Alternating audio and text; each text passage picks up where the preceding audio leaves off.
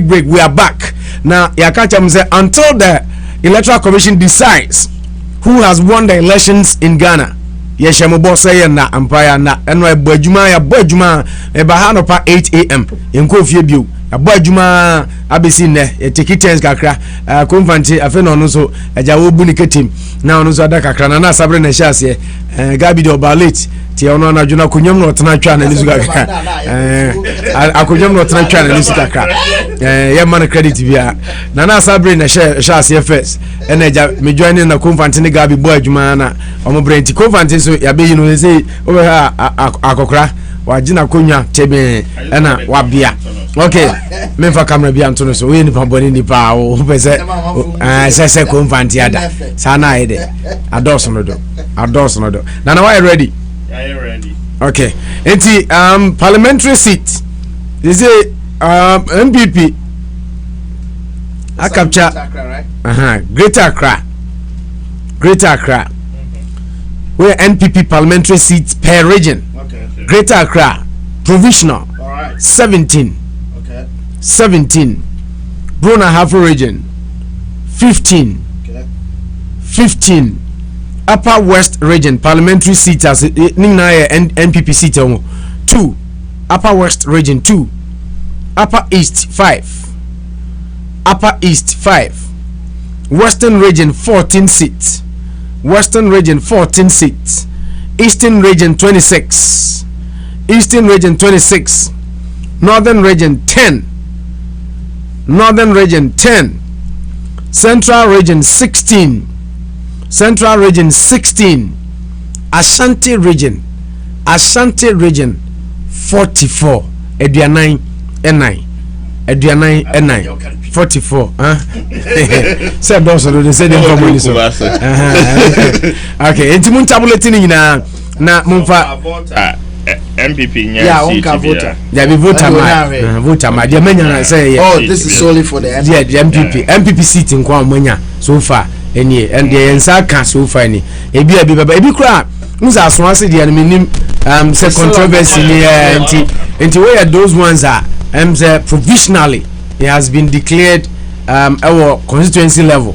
But what I say enti no enti mun tabulate na Chema Collins is odidi enche be ko ne nchane na kasa be say me friend what extent when I'm say friend is here say odidi eti yemano entwa bo kakra na after a long night say nipa didi Lou enso be ba kan yensa sisi enche he's on his way yeah sambo NPP US me tablet we are but opo ye tablet we are na dia kare nyina kasa na mo be kasa e be say ehun seat so far MPP are capture so far information and second so far 149 it's in line with what but we say Samia Okusi omonya minimum 149 also omonya minimum 149 yeah. That was then say see on the joy kasano also omonya almost 170 so close to 170 yeah Samia Oku breakdown according to no Greater Accra 20 yeah Western region 18 Central 18 Eastern 28 Ashanti 44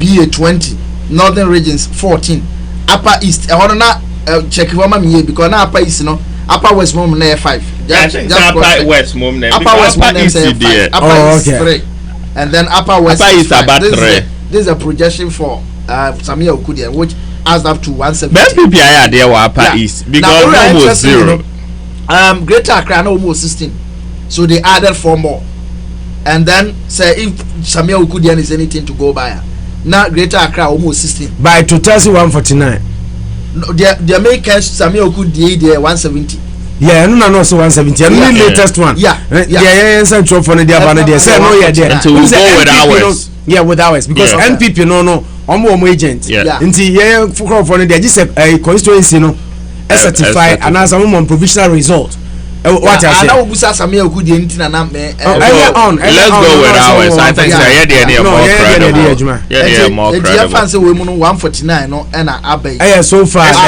majority even independence according to reporters set Space FM the devices and even this one is a clear majority you need 138 to get a 149 overwhelming majority I should even say that and I'm going to say Ebimba Bekahon because said the Okano is still in the process of almost verify others. No, ebi mu enya mai. Enti no enya me wan say 170 no a wo mu kai no kra no wa hwe betimi aba ebeko nanim kra chesa. Yeah, it may be 171 172. I presume. That wouldn't be fair. Na opo we mu nyina nkamfura ne se won say warrior aba ne ye Madam Charlotte say issue yi na say aye the toast in town eno ne ade asese eye adwen ha pa ya sudie to eda amanfo so the question is obie busa ni say maami results na ekura no no ede pa na ode ye se won say o hwe pictures mfonyini ne yakwa se MPP from Rantie eso mo match to yisi na almost enam omote ebi mote esikwan so eno na maame no ope eno na ope se Ghana ya to aba wie obia ebi no sore 3am ebi kura no efri baabi and travel ko another part na no unsa ne ye kana parties is in Legon students omo organize about 3,000 of them omo nkofo bus enko various destinations enko to aba almost all the political parties no sa ebinom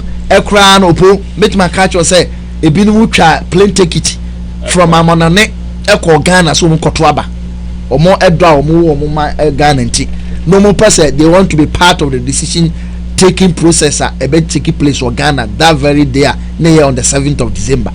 Now ye we nyina wie Yankopon ahyan ho animonyam bibia ansi enema ba ku bi esi yakura anye bibia ede ye nebia kese sa ebaaye na ye twen say maame ye de ade ahya unsa say bra na be kire nipa a wodi nkunimu a ebepem sabri result ye hu se ewo hene se wo hene amara ye nsembe bre ama wa mamanfo obi adwene de opeso odwene obi aka ne opeso oka wa mamanfo tension e kosoro ufu wa agitation se amanfo wo Ghana no se obi ahu se abano se na esi omo Ghana na Ghana for babia Ghana for babia ye nyina Ghana for babia even ye Ghana for nko even international community kwa omo interest in Ghanaian affair because and no enema bebre aya global issue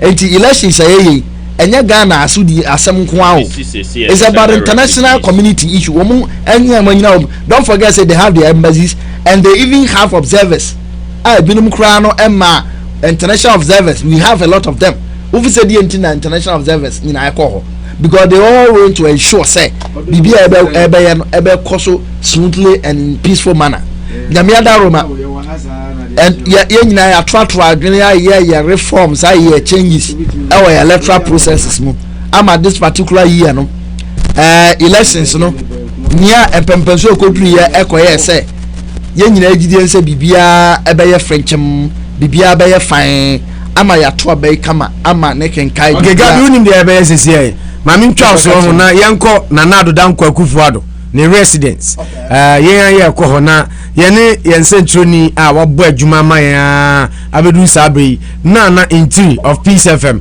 eni komo na abom design radio the movie dia bokko minimza it's been a very long night yesterday. Yeah, it has been. Now so far mami misa say here na wo Sanda me no ka say here me won another time for kufa the here e won ni mano e ho na me water go na my function sem fitian ra woni na nakoto aba oche bi emze me no edi nkomo ewo social media so ni ade all the voice kra na nakokasa yo kan nyina de brain from enra besi enne na na do dan kwa kufu ado ne mood etisen wo de woni ne nam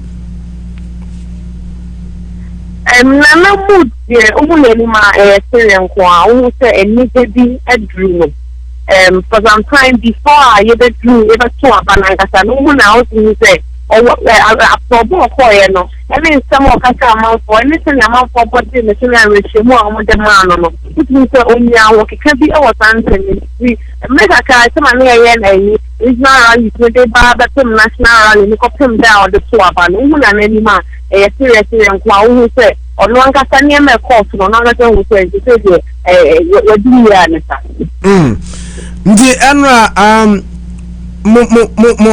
mo atena unite sen nana dai ana na otwe results no na mo camp te say nra na camp na ye to ko so ba ne ba no be fie kakra bi se na amanfo ba na mo ko so ba no mo ba na nten kaka nten ye kakra no e no movie fee e dey call the officer e wan reach no the officer no ye cost na ya na results me di ba if you bought that 4 a.m. no and na ta se be dream dey I was say obi a call no obi a ko make kakra then dey da so 4 a.m. ni na officer no wan reach me bi a ni ni here the quarter kakra na pay the fancy e be see mo ni here won ni ma ha ten I can bet na ye chain results neighbor omo ba be man congratulatory messages me kan omo a then say ko fi apalu ba ha say e na odike si ba ha e ma me connect ma di man rolling text ma odi ma le be leka o de congratulatory man di si ba ha say I say a cry and everything then say omo am penny that to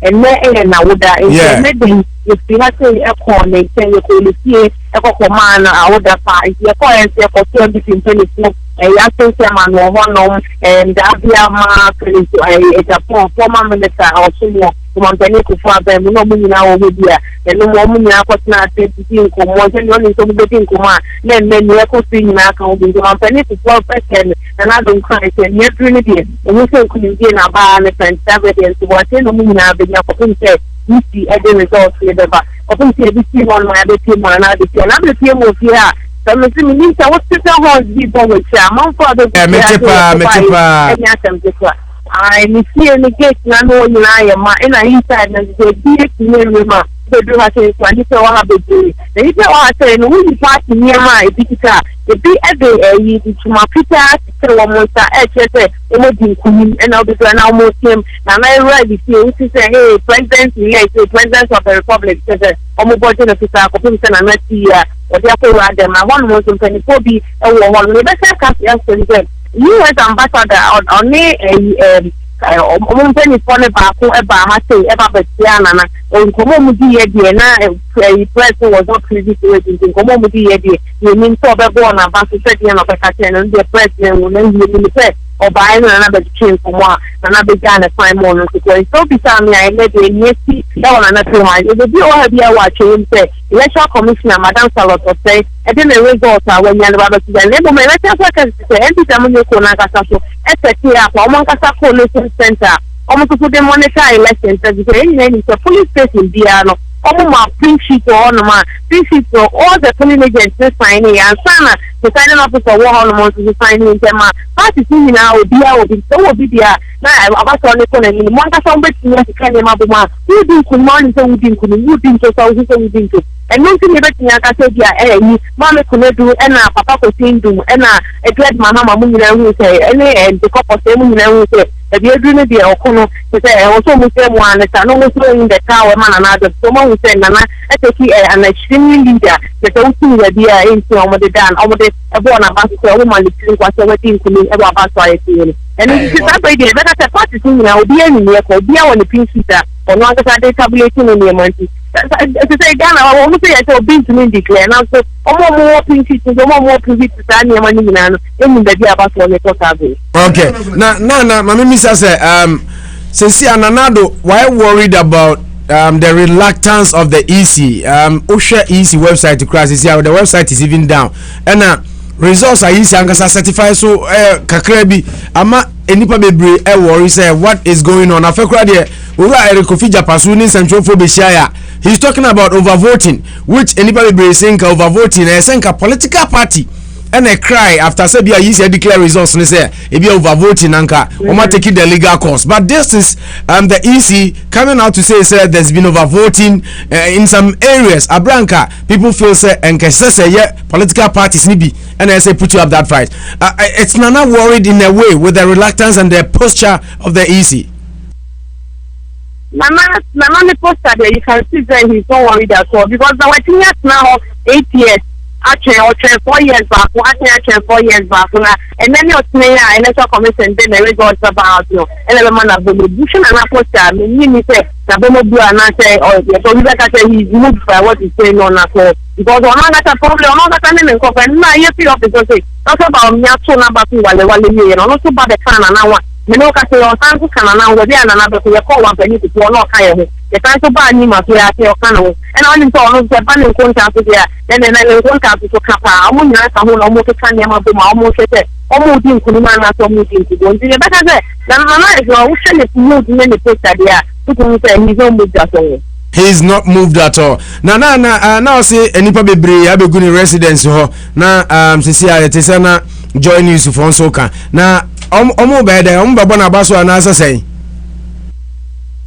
abibia say to bari say da hu wa say ebi nkuni mo odi nti omo ba say da body no so be say ni grand na we dey say omo dey pa e dey share how dey go omo ngasa e dey do so na me di kan ka omo dey enyu afita so abo omo say omo dey nkuni say celebration ni mo na omo dey na mo fi omo dey be ma say mo bi na say celebration mood ni mo na omo celebration mood man omo na yanya ne ntia say enche na ne nsentwefo be kasa eno so ho popo te say eno dia metin ya kesi say na nye onye ahodo bia so ne nsentwefo kasa any momentum na confirm say probably o mampani ebe you be declare and o mampani be kasa ansa na so bi o be kasa ba kasa ni me ni aka na na be nsentwefo so ni dia ni nyechu Penifosi koko football ba onua wo mu a da bia wunya pass ba se onua ni mu a wunya pass na ntiri wona na do danko akufado efie de nim se Rock FM de ekoso bia no obeti atofom bem na yenso yensa tumi akabi na moni adwuma na ekoso abie wani na de bekoso wona na do residence bia so de abre tie fo amai me da masi lu sa mo di yetu mo ni ade ko mo si gana ha nyina ye mo ni sa mo di yetu mo tele bi kan kan ye da masi aso ye ni abroso pa okay atie for nana intiri of Peace FM onu na oyen centronia nanado odi na chi ni fie ba bi obeko bi ono no beka ya sese de beto banim se nanado akọ president Kofo Gabi Tenase nana sabre so moment transe akọ president Kofo efie aba na Gabi say Moses or the 2 minute koma Joshua Lu NPP Massachusetts chapter PRO obabe kansa e wazizi aminu akwaba ya minua enra wo kwaba no ane ne enra ne sana me se me be se mo amoye modwuma because na me be se make say me take a stand enti enra no say mo journalist for mo na munim no amoye enti at least yetima to aba na wie enra kwa behwa me ma commentary ma take stand oh any party me make a fair I think so if you're going to be honest about it and we also what happened I've always been honest about that is about me right thank you yeah Lou yeah what is going on people are so much worried about EC posture any results are uncertified and then the idea of EC coming up to say is overvoting which many people think say a political party be any reason up not the EC same awuku kasase see or say the last time Amuko court overvoting was one of moves modeko move overvoting na modeko if any political party feels said there's been overvoting let them also go to court exactly medasi hey minia sabre is just unfortunate say MPP being able to correlate all these results and I think say the results that MPP correlated no the results are every party political party or no involved in this you can say electoral process no they were also part of it obia sign pink sheet no from polling station to polling station you correlate in your constituency level everything tell you that okay look mamin Charles is here quick na yanko ex president Kofo Fie emra mz bibi koso kakra bi ho ena ne birthday ye say ebetimi aboru ha quick Kofi aduma wani ko ho birthday with him. Now we can see in our shot Mrs. Theresa Kufuor, the wife of former President Kufuor there, and she's fully dressed in white, hair neatly and beautifully done into a bun, and nice opportunity for the Adum team to have access to former President Kufuor's home at this time on his birthday. And I guess on his birthday, nothing better than having the result that maybe he would want. But I guess we'll have to all wait till the Electoral Commission is ready to give us that. Let's just talk a bit more about some of the... Okay, no. President Kufuor, a birthday, 90 from us at Rock FM. You wish him happy birthday. Former statesman, former president. Boy Juma pa ya bona baso oye Juma pa President Kufuor and no so President Kufuor me ninu agro yes so eba beto so Kufuor do so de be do the same blood no correct and just unfortunately say up to this time easy on the website there's nothing to show about. They spending more than 16 hours after voting. What has happened? It tells you much about the posture of the EC when some of us were even here telling people about EC now. But I hope, sir, coming with the MPP government coming, you remember, sir, president, more decided who decides who elects the EC. I hope, sir, MPP government will put a stop to that. Now, either say parliament, maybe an independent body, will be our kind of saying EC chair. Because now, if the person is being appointed by a certain president, it becomes very difficult for the person to make a neutral stand or take a neutral stand in decision making. And this decision is very critical. Elections, foreign international bodies, CNN announced Akufo-Addo as winner. BBC announced Al Jazeera announced say Akufo-Addo is the next president of Ghana. Then in our own country or in our own backyard, the electoral commissioner who is supposed to do this, before even all these international bodies, will talk, hasn't even made any comment about what really happened. Now, talking about overvoting. Overvoting, is it the work of the EC to talk about overvoting? It's the political parties. So now, if the EC is siding with the NDCDR, then when we spoke about that, they are being in bed together, it affirms it. Now, the overvoting issue, EC can say, let my vote count. Everybody say, you won't say a ballot, you can say, your ballot, your listener is overbloated. Voters register list is overbloated. We spoke in length to the sense of Obiani Crown Boy, meaning Sobakaya. What I say? I say, yes, I did when you're easy because no, there's so much more Nintino. Now, if the same thing comes back and bites you there, you're going to say, I'm then you're using that as a reason. Go to the court. Go to the court and explain to the court, say, when the court or Supreme Court told you to make sure, say, there is a what? Well, there's a new voters register. You said no. Now you're using this. Well, come a conference. And all the parties can say that voters register now you used to know, and one is you used to. Then why do you come here and say, there's overvoting? Where did the figure came out from? And unfortunately, the election has been won by MPP. It's just unfortunate, sir. NDC conniving with the EC is doing this. It is a shame to Ghana. It is a shame to our democracy. And I think, sir, MPP as a party shouldn't go through this. Union is in as much as the EC should have been a little bit more proactive, quicker, and more urgent. As I say, amount of time can probably he's going to tell everybody what we are all expecting. Lessons, make a critical idea. And the EC should have been more proactive in doing all these things. Me no can say elections the time ben be most to aba. And the moment America hanom no to aba no, the moment after 5 no, then the results start trooping in. How come say MPP USA MPP yetimi enya correlation center to the sense every second be a results in the bano your database here your IT team which is one of the best I think in Africa now. Wow. So we your guy be friend Joe Amo no yet more NASA or no Ghanaian very good guy or you can say MPP sympathizer. We approached this guy. He said, look, I will put everything down for us. Guy, even if the EC want information, I'm going to help. Said, but yeah, be anything about correlation here, then it's not going to be a problem. We were able to get this guy. And I think as Nana was saying, every kudos should be given to MPP USA. They have really done well. MPP USA just say you two chamamo and Massachusetts and all the US kind of say branches, Atlanta, Tennessee, New York, all what have you. They have done well.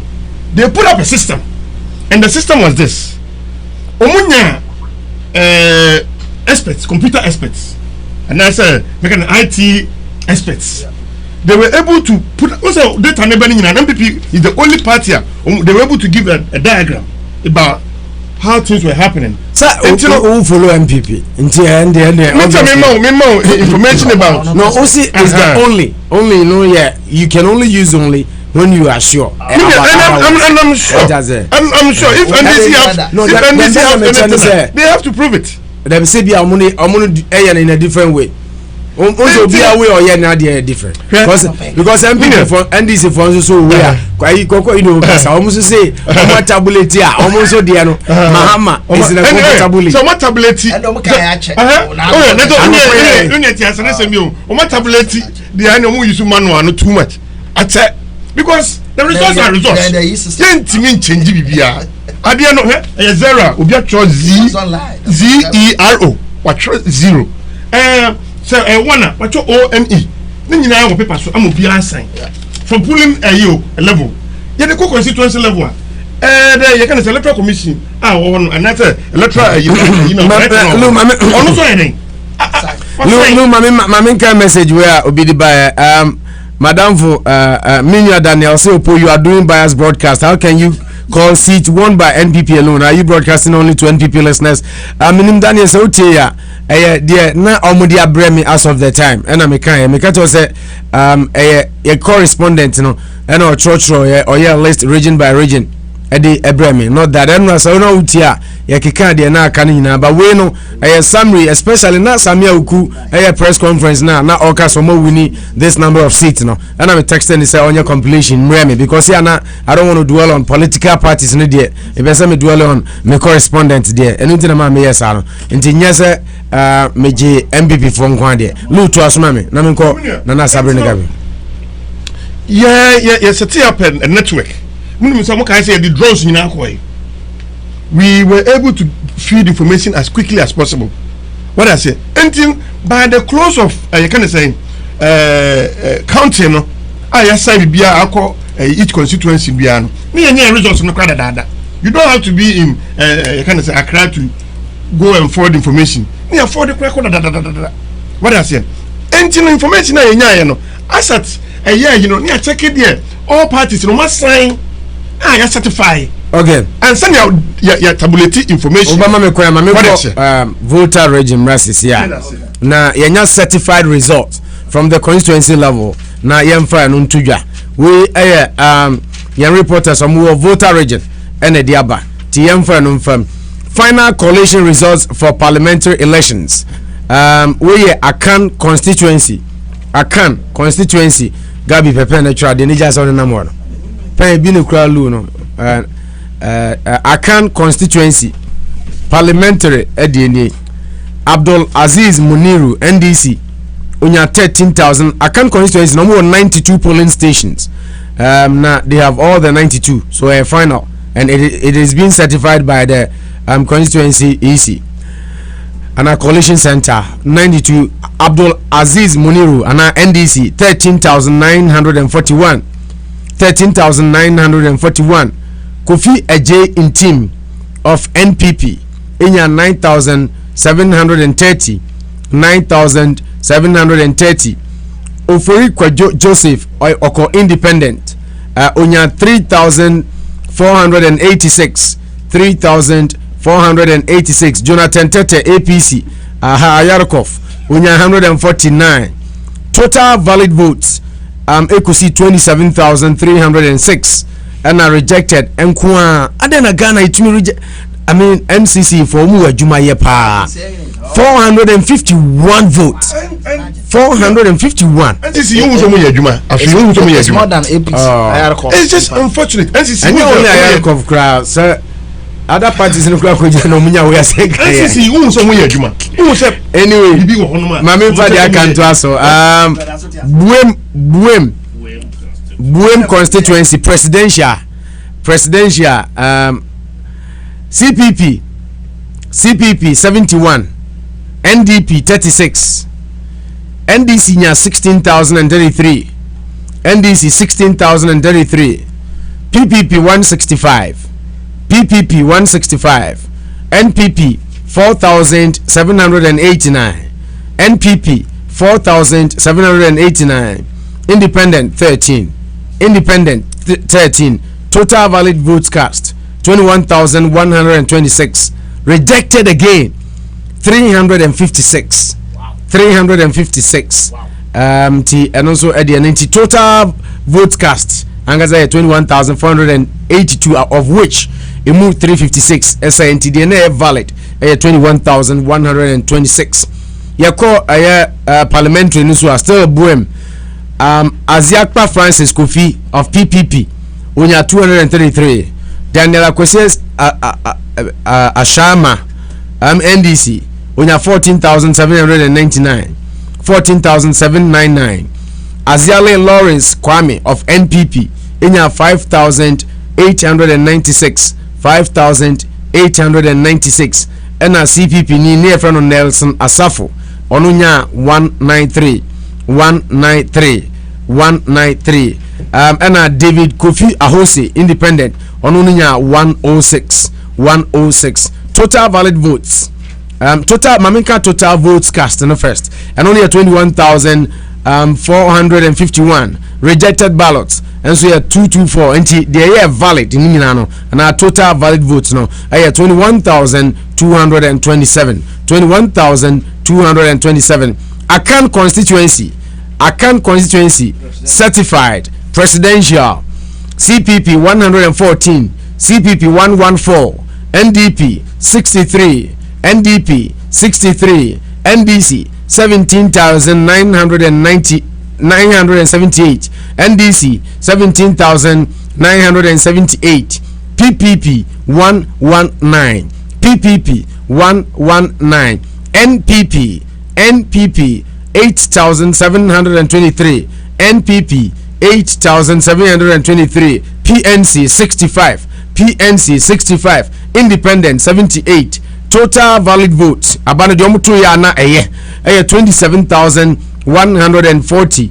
De na enye nko a 637 rejected ballot 637, and a total votes cast 27,777. And there are a lot of votes that got wasted. 637. So far, minim the Akakanogram are winning the biggest number. In Zaka. Yeah. Ti aye and also any day yensa etumi aka na mamenhwe ade oyina fe memra mo na yento aso I rock mebacho election Ghana decides ana yedi ebrem no na chese eno so ede eno no ukopiem ewo CNN information about chese CNN declares Nanado winner of Ghana elections. CNN declare ya kind of musume electoral commissioner because Donald Trump na ya call and one no na president elect. It's as simple as that.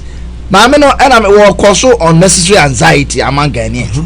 Unfortunately, yentimi nyan say US adem as you beba no so no be di nkomba yen hwe resource na ba sisi ano ene ekwan ya befa so a sa ballot reject 637. Okay, no our one constituency that is it.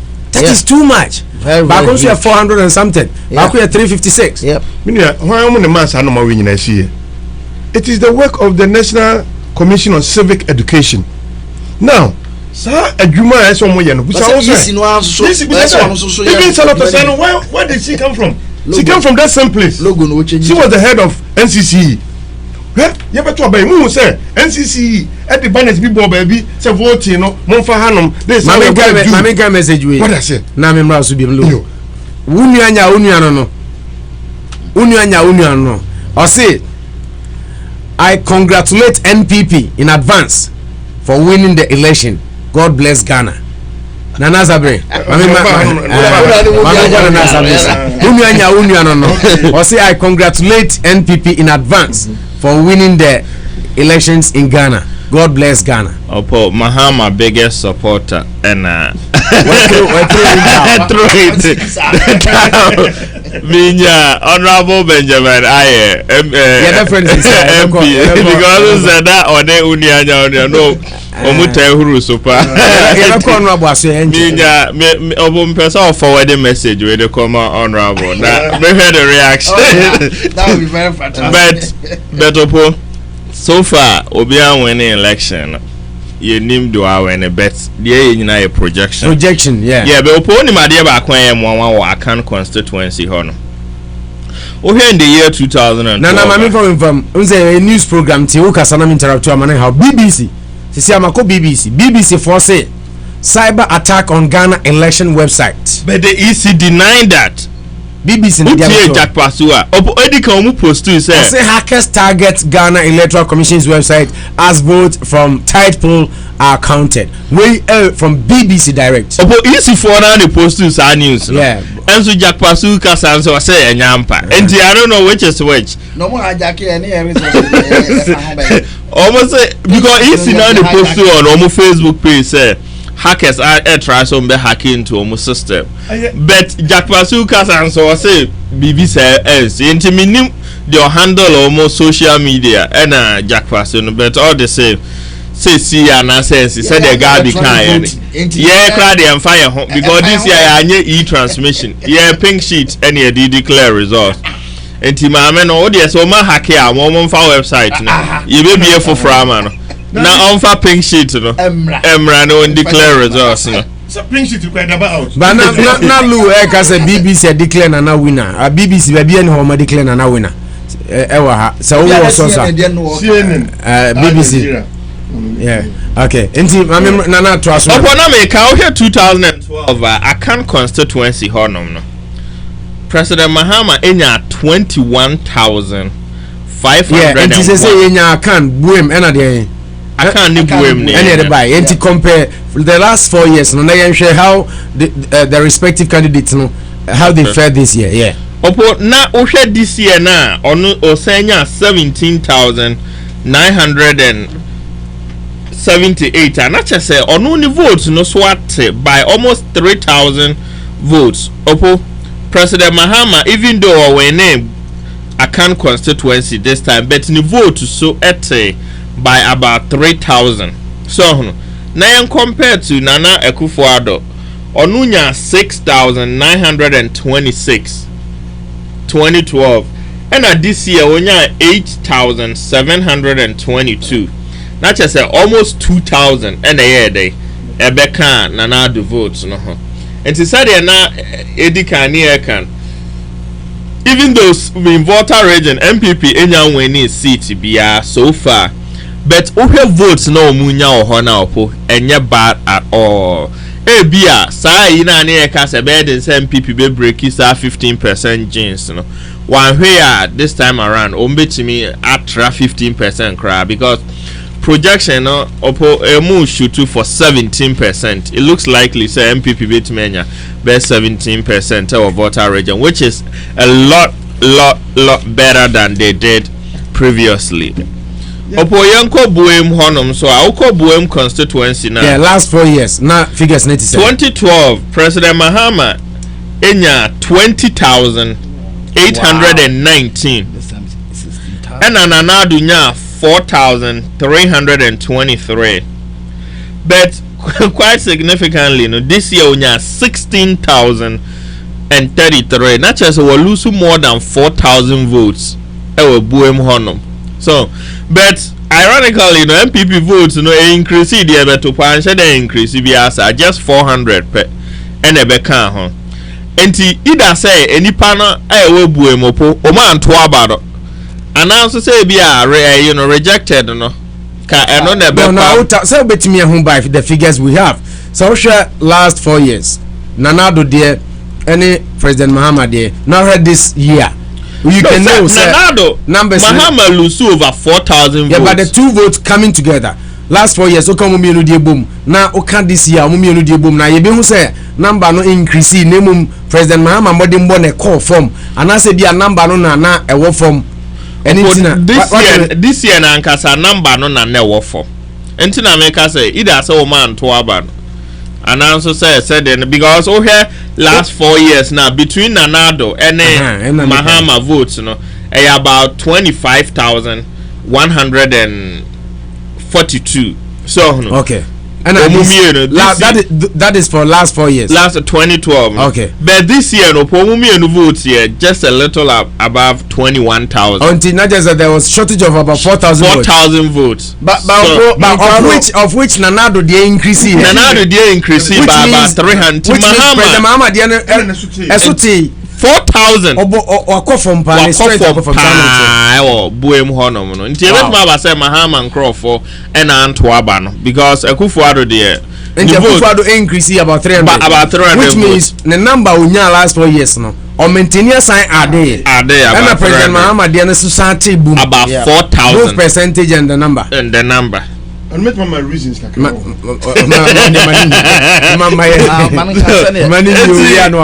think it goes on to buttress our point we made earlier on. Say even if the MPP doesn't win a seat in Volta region, they are gradually making inroads in the Volta region. And this year election, there's been a lot of shockers in the Volta region and Upper West region.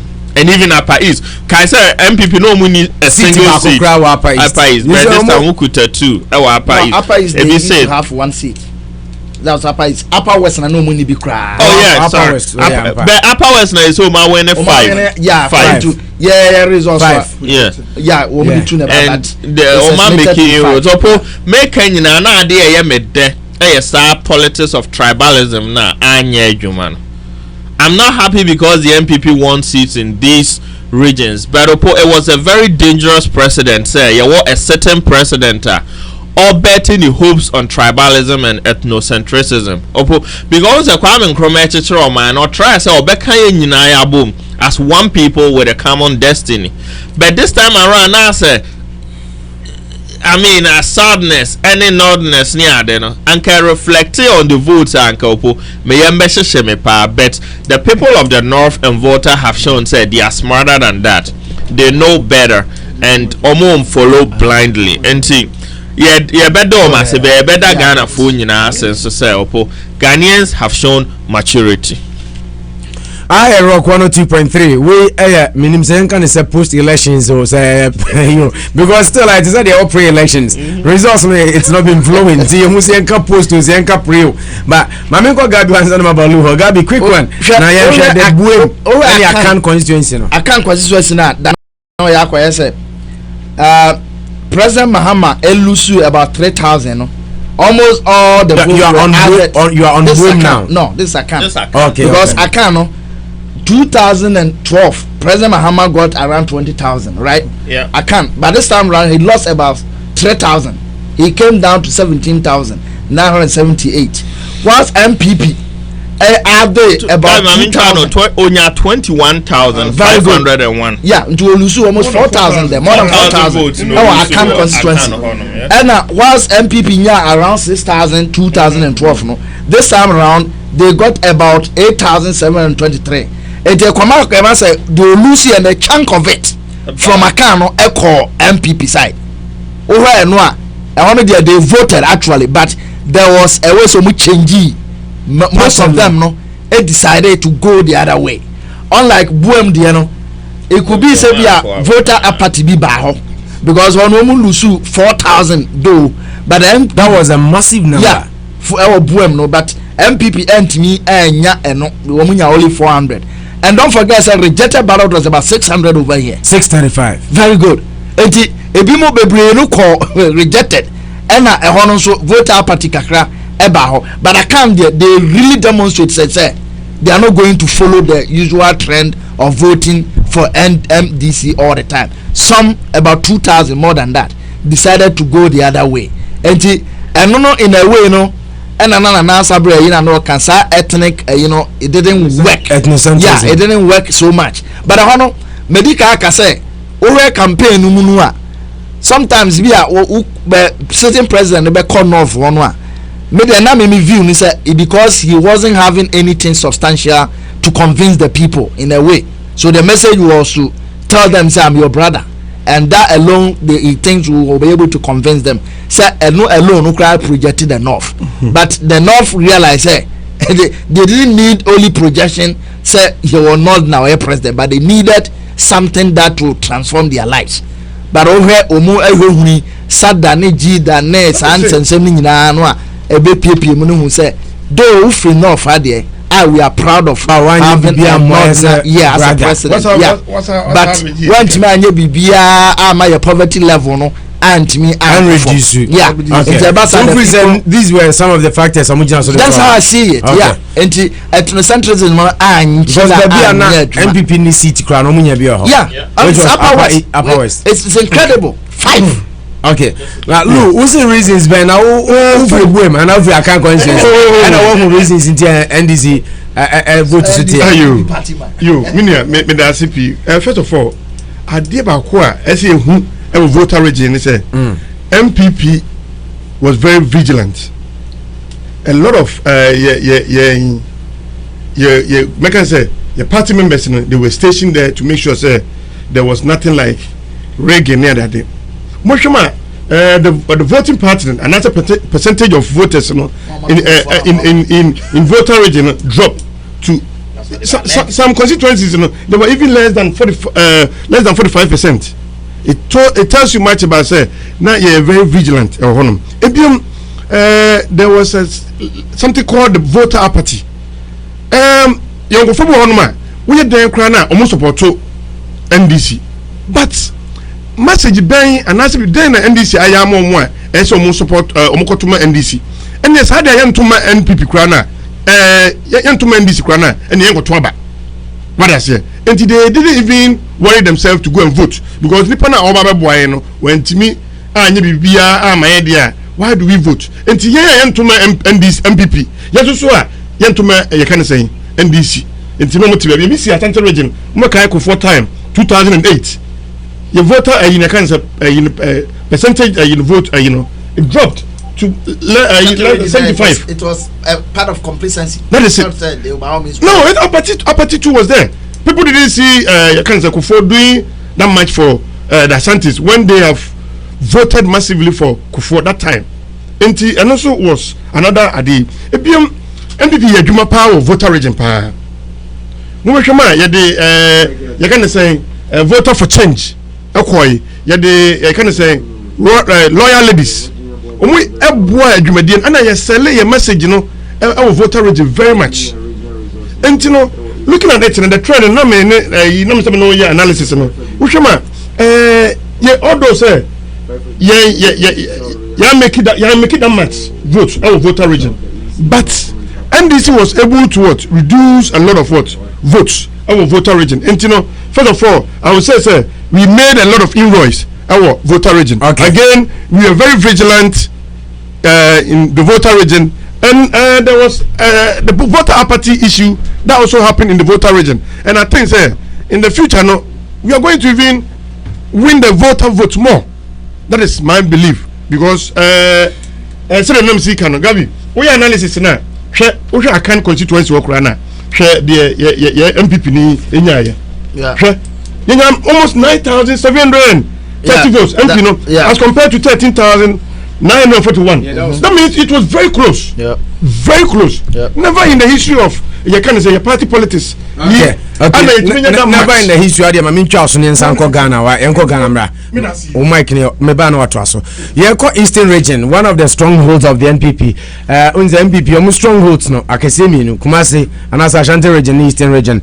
Yensen Junior Ujina and Naimu, our Eastern region. Michael Akrofi, our line also. Was our original results, maybe from Eastern region. But before cry about results, no. Mami Mr. Michael said Eastern region for who is saying now the posture of the EC as I say, I don't know, be a can was no saying na eastern part of Ghana almost so far. Michael, point to say. Yeah, make us in as I say there, Anka, my Miss Charlotte saying any other. If you don't buy a sanity, I have a book. You do some social conform. we are make papa na MP Bena and Bemu. One and 2 and Sana on the Kabiafa, how much you can see Sana, I have failed ATM. Oh, okay. Yeah, the Namias says so far, BBI come or Eastern region. Now, my Eastern region results now on South Chimia can be from other constituencies in the region. Or not, you have said you know, so it's your career. Very well, you think I have news at the north. News at the north now recently, NDC and PP, extra or on the man. New job in North. Until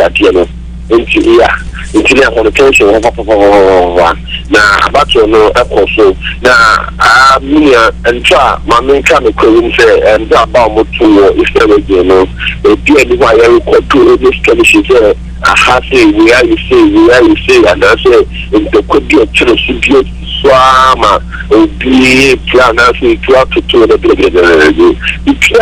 very very smoothly and peacefully be a Alpha is along as you know various police stations are almost to Abano, almost to medium resource, and declare of resource and my agents on papers are almost really could be a dancer say Alpha. I'm going to present you more various police stations more papers resource edition. At the coalition center, these are the not parliamentary seats in the part 3 and a giant CPP. PPP proper in the meter now the north for parliamentary seats, although only 302 is 1.04%. You call a year over after you do Haruna or no National Democratic Congress rep for a parliamentary seats, only 8,670 is now 29.9%.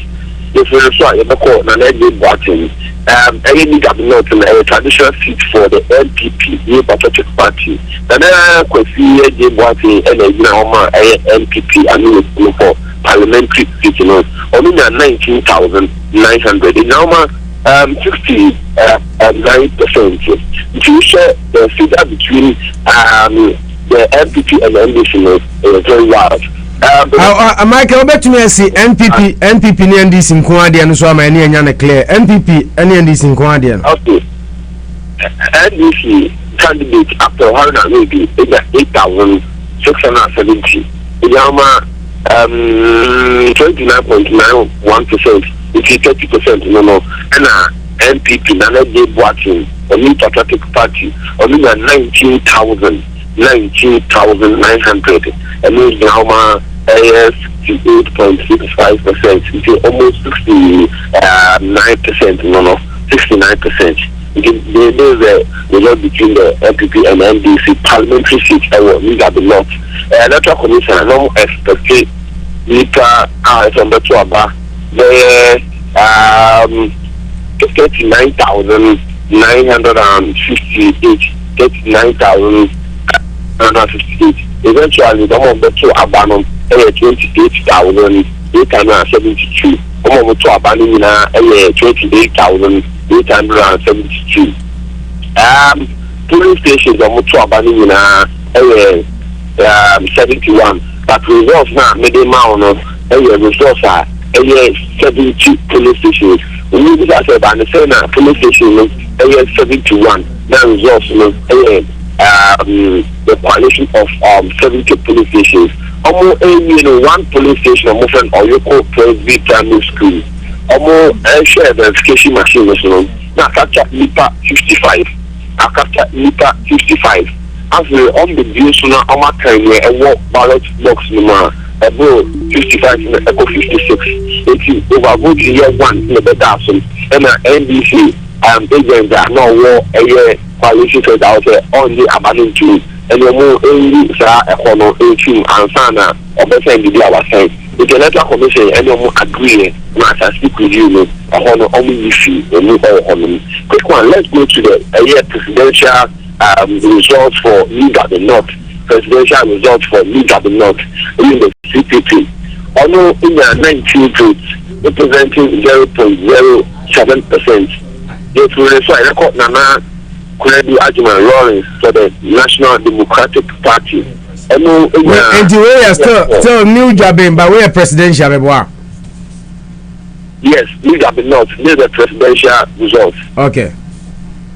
Let's start tomorrow now. I start all over my. Okay, for the presidential for New Gabin North, we have CPP, Ivo, Kabna, Street.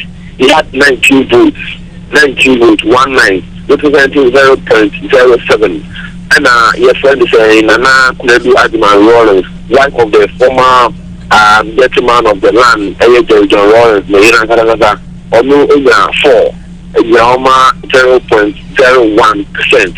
If it is right, they call John Dramani Mahama, president for the National Democratic Congress, Onu Enya 7,755.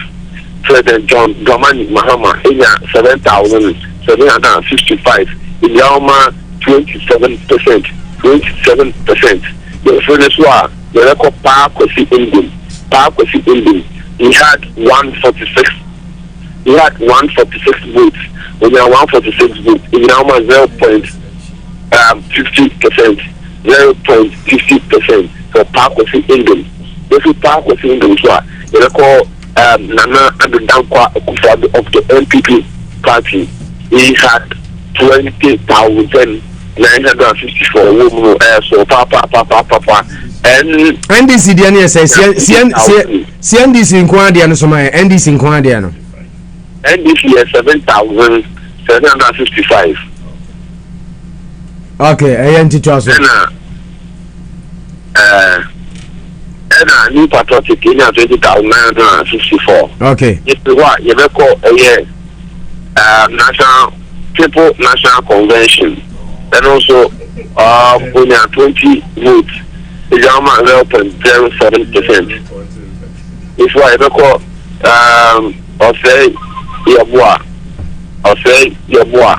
although an independent candidate, he had although in 7 votes. I will need at the north 7 votes and maybe now 0.02%. As we speak, police station is 71 and coalition almost 70 police station. And the reason why my candidate, in all, the electoral commission was expecting 28,905 people to come and cast their votes. In year, people that can stay on the vote. 30. Sorry, now electoral commission expected 39,958. Electoral commission expected 39,958, and it could be a Nipa and the custom vote 28,905. 28,905. And only the 2 votes will be rejected votes, 165. Rejected votes 165 for New Gabin North. For New Gabin North. And let us call New Gabin South. Hello? Yeah, you're Michael. Very well. Yeah, call New Gabin South. New Gabin South constituency. Let's start with the presidency. Okay, at the New Gabin South, FC, the two so die. Insukwa BC Adesoni Ekika Kahuna New Gabin North. Sorry, New Gabin South in the Eastern region, Koforidua. Ivo Kwaba District, CPP. Onu Enya 66 votes, representing 0.09%. If you describe, you call Nana Kuledu Adman, National Democratic Party. Onu Enya 27 votes. Idiaoma 0.04. If you describe, you call John Dramani Mahama. Onu Enya 20,111. 20,111. Representing 32.78. 32.78. If you say the Park was Indian, Onu Enya 354 votes, which is 0.58%. 0.58%. The Park was Indian, so I don't know how to bank what Onu now 40,000. 459. Michael.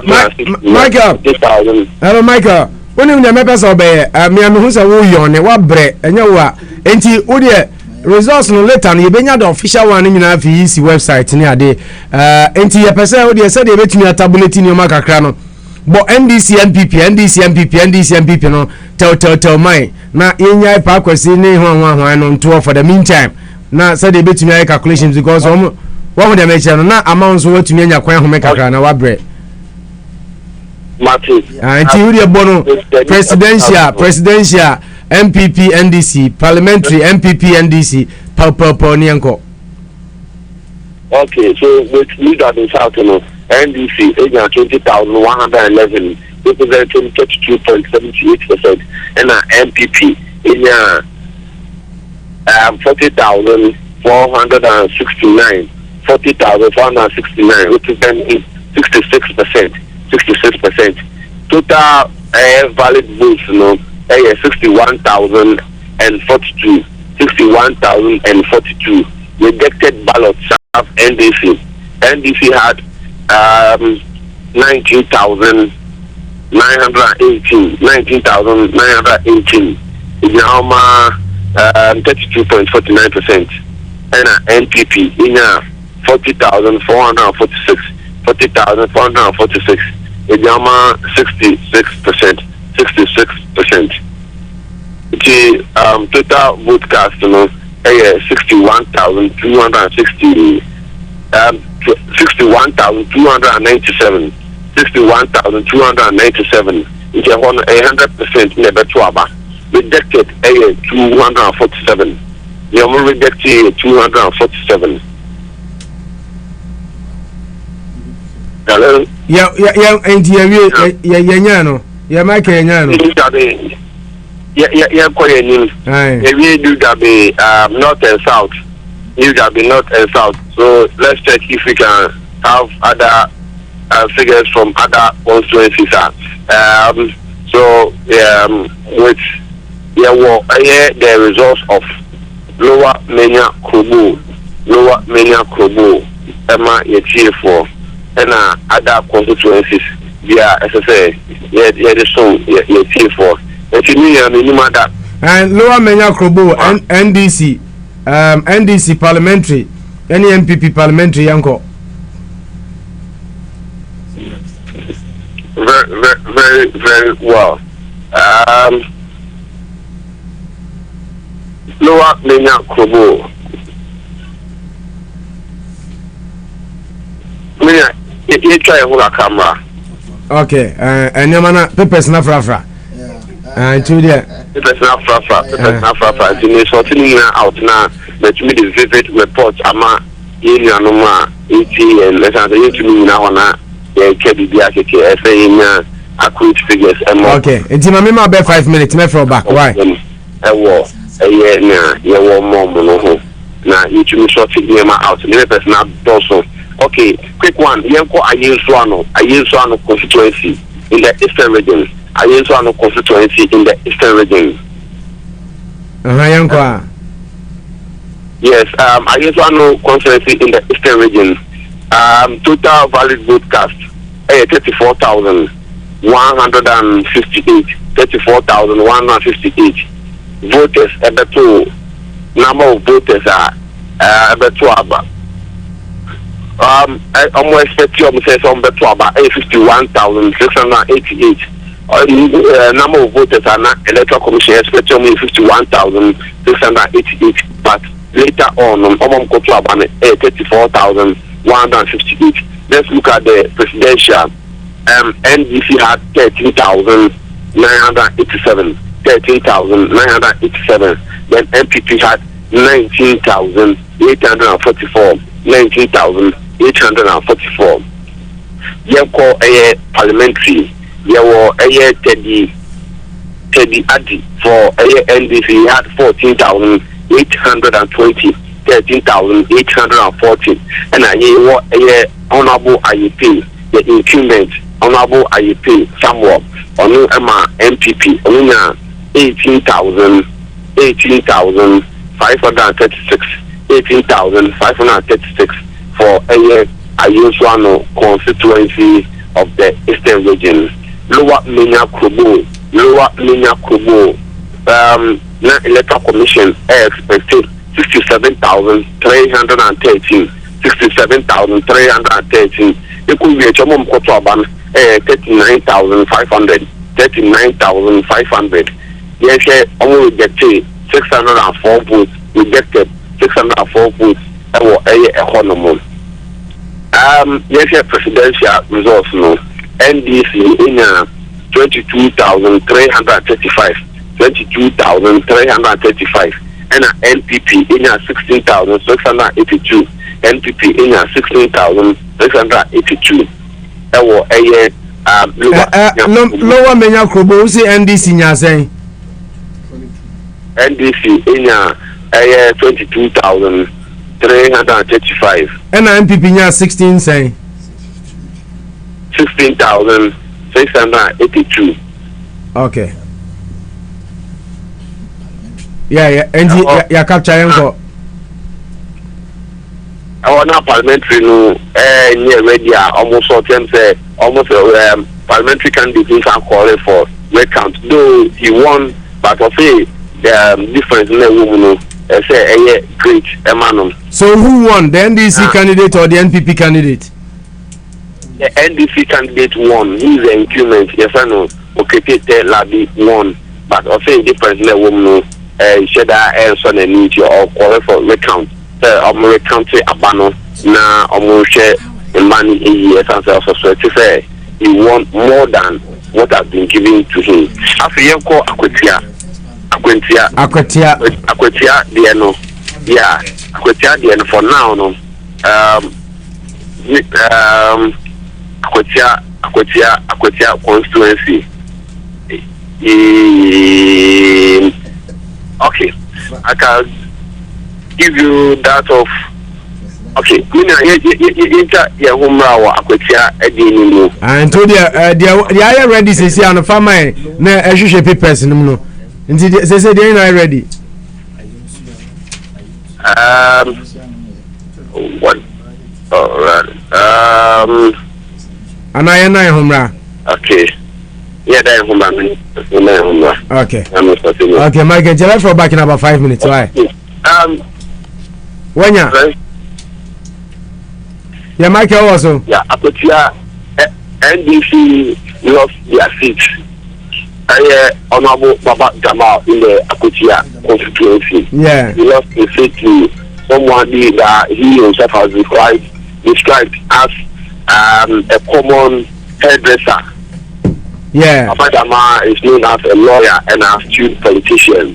He has lost his seat to someone, a lady that he himself described as a hairdresser or somehow somebody who don't deserve the candidature. So, along last, this is how the results came about. Mameno, your friend of Mercy, obedience. You're gonna Amasi, April 21,433. 21,433 against Baba Jama 15,905. Wow. 15,905. What do you want to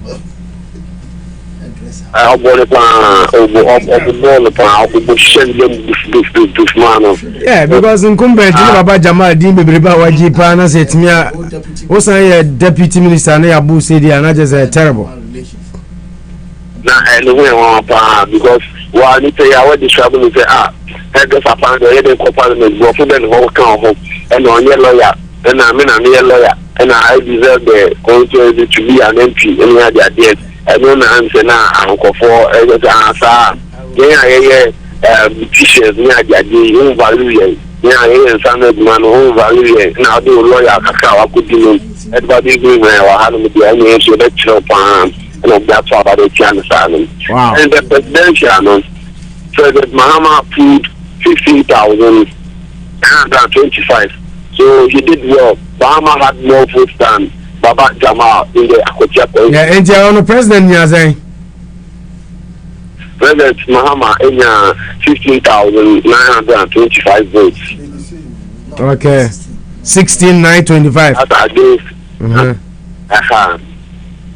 Akufo-Addo for NPP now 21,436. Wow. Tinaja so on in the parliament anytime 3 votes per na Ena efio union onchen. Actually, so far no, this is what I have for now. We're gonna enter the police station there no after conference there no kakra. Okay. Okay, thank you very much. I rock 102.3. My info news flash going from breaking news. Nana Addo Dankwa Akufo-Addo a tweet says here. Nana Addo Dankwa Akufo-Addo a tweet. Na mame ko the tweet em. Na men kind of message in Famao. I have received words of congratulations from Mr. Ivor Green Street, Mrs. Rollins, Dr. Indum, Dr. Edward Nasigri Mahama, and Mr. Joy Koju Yabua. Ono di Kojumbo. Jacob. Yeah, Oyana Yabua, Menanam Beza, Oyan and Mr. Yabua. Oh, okay. I thank them. May God bless Ghana. 11:38 a.m. Ghana time. And another post to here. December 8, 2016, 11:38. Na fina ya capture. Nti the presidential candidate of the NPP, Nana Addo Dankwa Akufo-Addo, has extended his gratitude to Dr. Parkwesi Indum, Nana Akufo-Addo Rollins, Mr. Jacob Osei-Yeboah, and Dr. Edward Nasigri Mahama, following what he says are congratulatory messages from the presidential candidates. Mintiano enso ene DCC ababetodwa. Mamenko Nana Asabre ho na on compare so far the Ensakafi Eastern region current to last 4 years. Now fi Gabi so ene Lu Emrem. Nana yenya so far New Dwaben North, New Dwaben South, Lower Menya Krobo, ena ayensu ano na no Menya Low Menya Krobo na NDC win here. Yes. Yeah. Oppo Mamen started with baby NDC winning. Parliamentary no, we should not. NDC winning Lower Menya Krobo. Meaning say Krobo, but I know say Krobo. Omu kanu Krobo nti yamfa sa said ye onu no na Western region ti say obabone abone sa. Lower Menya Krobo. Enti Oppo ehonum yampa say Mahama winning. But Oppo something significant NAC wa hano. What significant? You perceive? Osha Mahama in the year 2012, President Mahama Oppo o compare the figure to this year now. Olusu 7,848 votes. I will lower Menya Krobo. Menya Krobo hono. So because in 2012 no nya 30,100 presidential no. Now it's 22,000. Onya 30,183. And at this time around, when you're 22,335.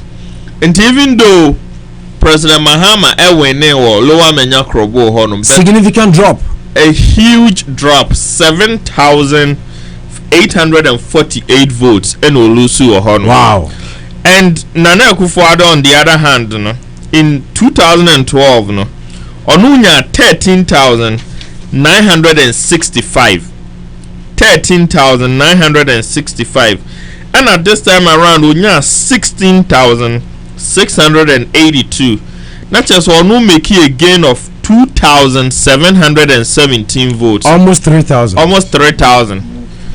And see, any panel we have voted turnout now for 2,121, but Nana still President Mahama Elusu more or 7,800, almost 8,000. Wow.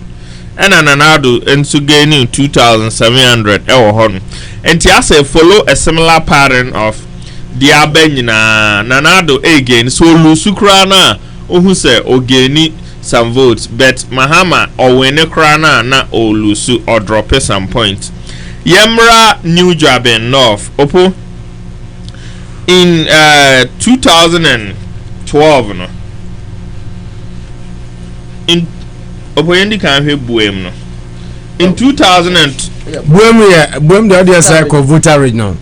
oh sorry yeah here na sabe New Jabin North and South okay New Jabin South no so po ahanso nana esa egeni ena Mahama esa lusu ya because ohwe New Jabin na in the year 2012 no President John Dramani Mahama enya 26,063 and at this time around onya 20,111 into Olusu 5,952 votes 5,952 votes and in the year 2012 Nanado enya 38,807 and at this time around onya 40,459 Tinanado san gaining 1,652 votes ewo New Jabin South honum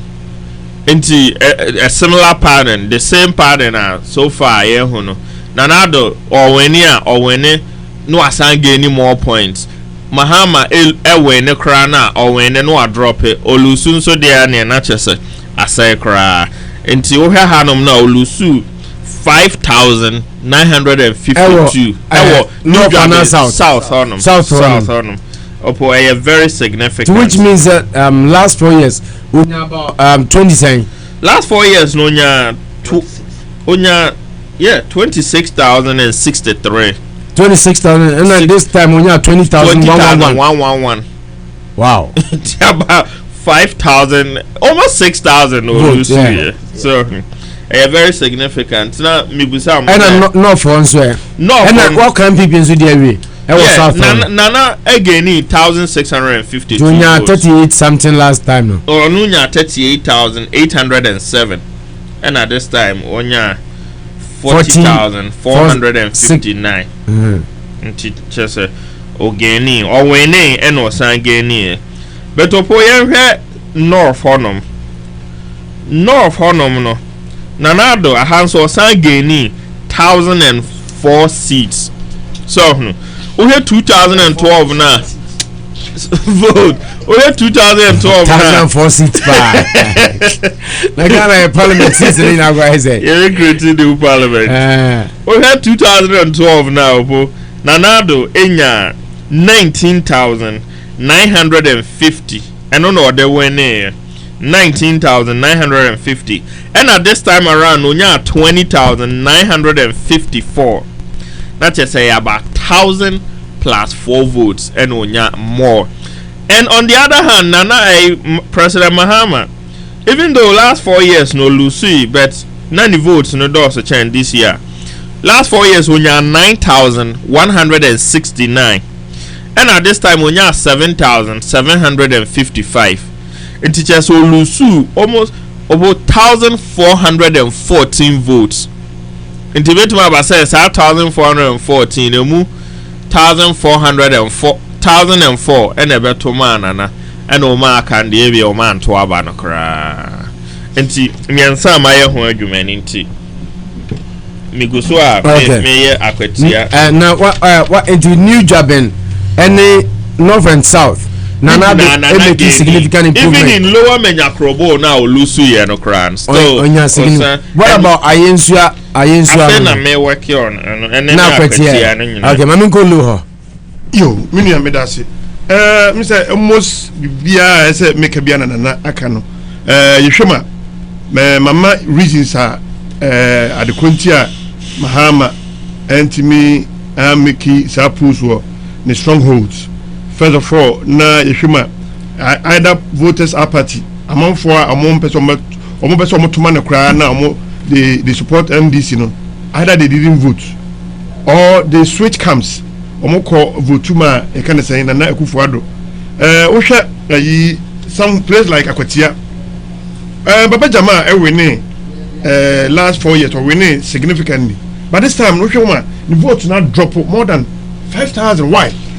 You know, reasons here. I must add by first of all, Nana Baba Jama Eko Jina baby Koka say or a lawyer nti no ade tina oba no so ye adwuma o saloon sen ono na yesi etoma no ana ono oba ne den onim ana nsem bebrebe kwa chese na ho no sa city kwa na insult no ye more.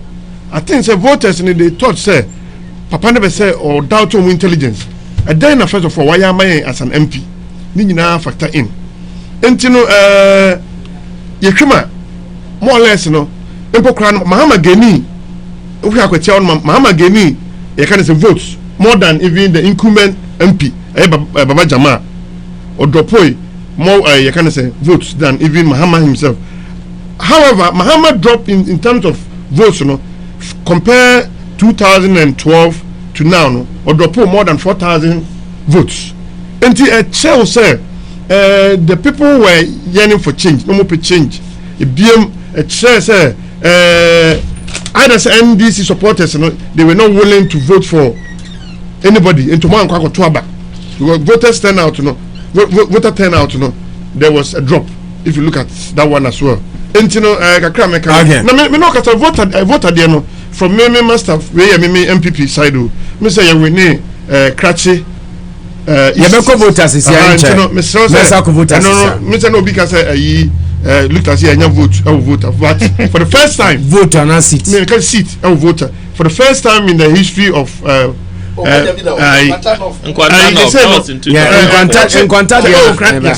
Kratchi East looking at it, you know, a provisional idea, but many information right now say city, you know, they have lost more than 50 seats so far.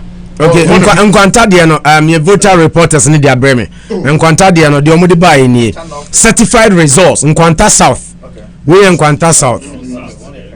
Nkwanta South na me sa kan wa ha. Eno no Geoffrey Kini 21,691. Edu say safe as Kujo. Ana se Kujo 8,903. Ena Nyame Maxwell 297. Ena Injonam Wisdom Wager 5,670. Nti we ye o se mo de ne Nkwanta no.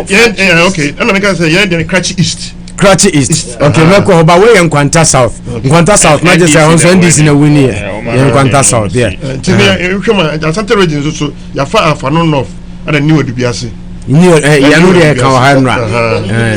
Upon him the biggest shock new odubiase MPP etimi afa. I'm still Baby, ya fa 447. Aswan mo ntimi. 44 mo lusu mo 44. You still have 3. Ya fa ayo half no no to kan. Ba sa Aswan ntimi fa Aswan se. Aswan no controversy no. They say no yet say ya fa na say. It looks unlikely. Yes, which is unlikely say be fa. It looks unlikely. Said the enrana and any reporter an ka amachi. Any reporter an ka say they no sika no. They say omu count to na echi no molusu but most of we are actually happy about more than okay you winning more than vote to be so amu be ballot box to be so na MPP agent anyone man no say no I don't know why that happened but unfortunately these are some of the things I mean I catch obi say any player then ehwe because NDC but mom make communication NDC as a party no they can pull a lot of see seat as one say obi ya carry obi ya collect information be you we answer two boxes be easy official say free be na be kan ho e say koye just say all these things they are literal the tricks what why you smart enough it may be too I agree with you considering the fact say electoral commission another electoral commission are reluctant or feeling not all that forthcoming in terms of say more certified results no ekobasa ebian say yati say his or her attention has been drawn say overvoting me at take place but significantly we are report ayenya opo on say your reporters no mo boy papa mebo mabaso ye pa the enti america say say emprepi no mo de the total population or voter population constituency bi amaye ansa no ma can the valid vote cast ansa no ma the results breakdown etubon say wo kambo mu a we mat na ba bia anywhere kire say aba no mo twoye no more than what the people have registered in the constituency so far, and some of us were taken aback say the attention was drawn to say over 14 bi enunti mobile kokoye review of all the collation centers. We found it very weird. And so obi guard ballot box anka mihu yen ya to abani wie ya certify results. The pin sheets all have been given out. And ballot papers in a box on there of historical significance nke ya require stock keke. But here's a situation we mama declare certify results on it, like Louis Eke will be able to messy. Your witnesses will be said as one said there all of a sudden causes 2 boxes to be able say no umunkai. Meanwhile umakai baby according to other party MPP party agents or much so umakai already everything has been certified. Obiadrin Sasha say how come all of a sudden 2 ballot posts Gabi manu joano na mikoba agogata go so ubika osisi say onebe isi ofia na krachi asema na ye kan yenko voter region rasisi ana ye ne central ni ogina homa kwabna nto enkasa kwabna apom ti say bibi ekoso de bibi ekoso ti kamia sa Ghana for second no me saloto say no betumi edina ni bi se na ba betu da te bi aso ati anasa obentina efini edi abayi nkunu nenso yenteshi nti amanfo baby a ayidi baby ayidi yenim se nyame beye na asundwe nso aba na kwabena ma misal se voter region so far won say tumi aka constituencies ni bia na dambai any krachi any adeno onsa ka bia fagu mai wadaruma yo wadaruma se ye sha ti ani be free eye enkwantano eye ni pama omako ensia na omo ejinane yentini ni nankin flano incident over John Otibres oni na otete watumi asa lokunya no no yeti amane busi amikase ni figures no afle na eye omo moga na nkata omo bibia eba nemu empia mensa akano ametumi esimedia na meti bia edama rocket litre bring omo etili na no ugo pimo nkwanta so a eye yipa makoma ko 9 ida ko pre eye na se bedefi akonya no na sini na nkanfa no eye owura jifukini also egya edama NDT radio agatamansa micro one or two more tumi edimo kwina ni so figures no amotono edimo na edama rock etiko na ko pin over than bike so a eye owura nyamfo jatu one na wotumi edimo kwina wayi owura eye gidisu people about ni amatisi akwakoye enseno yompo ni na akọ le bi no na tete eye owura gato tumi enya eye 11,000 na ya kapatia kwabna ya kapatia omugina ma edini hia mo te se political party ni di no parties ni di no na be identify mo wadaruma yo wadaruma medase opo national se de edi no eye owura gato gina edema MP pro kwa maliku na wame owura gidisu onsu egina jama NDC radio akatamansa maikua ono watuna ekwanesu anata akonyanesu a enfishia pole beye enwochi eni na bato ne akolewie ne omo atumi abubo abano NPP atumi adi eye Krachi East akonyano ne Tredam by every NDC radio akatamanso amaikuo awodi 11,901 na NDC na 11,099 this is what you want to say ya sisi one of the akwakugu ubi pia so ewo eye ho central anka so and so NDC eye owe the downfall okay kwabna mebajo omo mu tabulate se to buase na san repeat figures ni mo wadaruma yo let's actually eye dambai Krachi East MPP 11,901 11,901 na NDC so enya 11,099 11,099 11,099 NDC actually enya if you not be PM central so and say yɛmfa yɛ adi nyinaa nkɔsi saa amaekuo akɛseɛ mmienu no kyerɛ NDC ne NPP so ɛnso so ɛyɛ NDC ni na ɛtumi ɛwie nyiyɛ a sisi ama ne bi so a meka sɛ yi akɔyɛ ɛnibi sɛm ɛde ama ɛyɛ kóòfù àjẹsẹ ọmọ ẹgbẹgbẹ sọ àjẹsẹ ẹsẹ wọlé ẹnsẹ kàkyerẹ ẹwọn sẹ kurom nyinaa ayɛ bii kurom nyinaa ayɛ bii ara àjẹsẹ cars nkwa na ahụ ke edi akɔnyaba na sɛba ɛyɛ presidential whole central ɛyɛ CPP amako yɛmfa ntwɛntwɛn. sɛ yɛno NPP NDC nkwa ama yɛ wadaroma. Yo, NTNO NDC Omampeni John Dramani Mahama wojina no wonya 53,117 53,117 odo ko ha mu chichenya 88.42% na NPD sunya 5,998 odo ko ha mu chichenya net etomunya 9.98% na ushedo whole central nipa the come opening etuabano 95,856 na valid votes amutini etuwenu 59,551 na total turnout no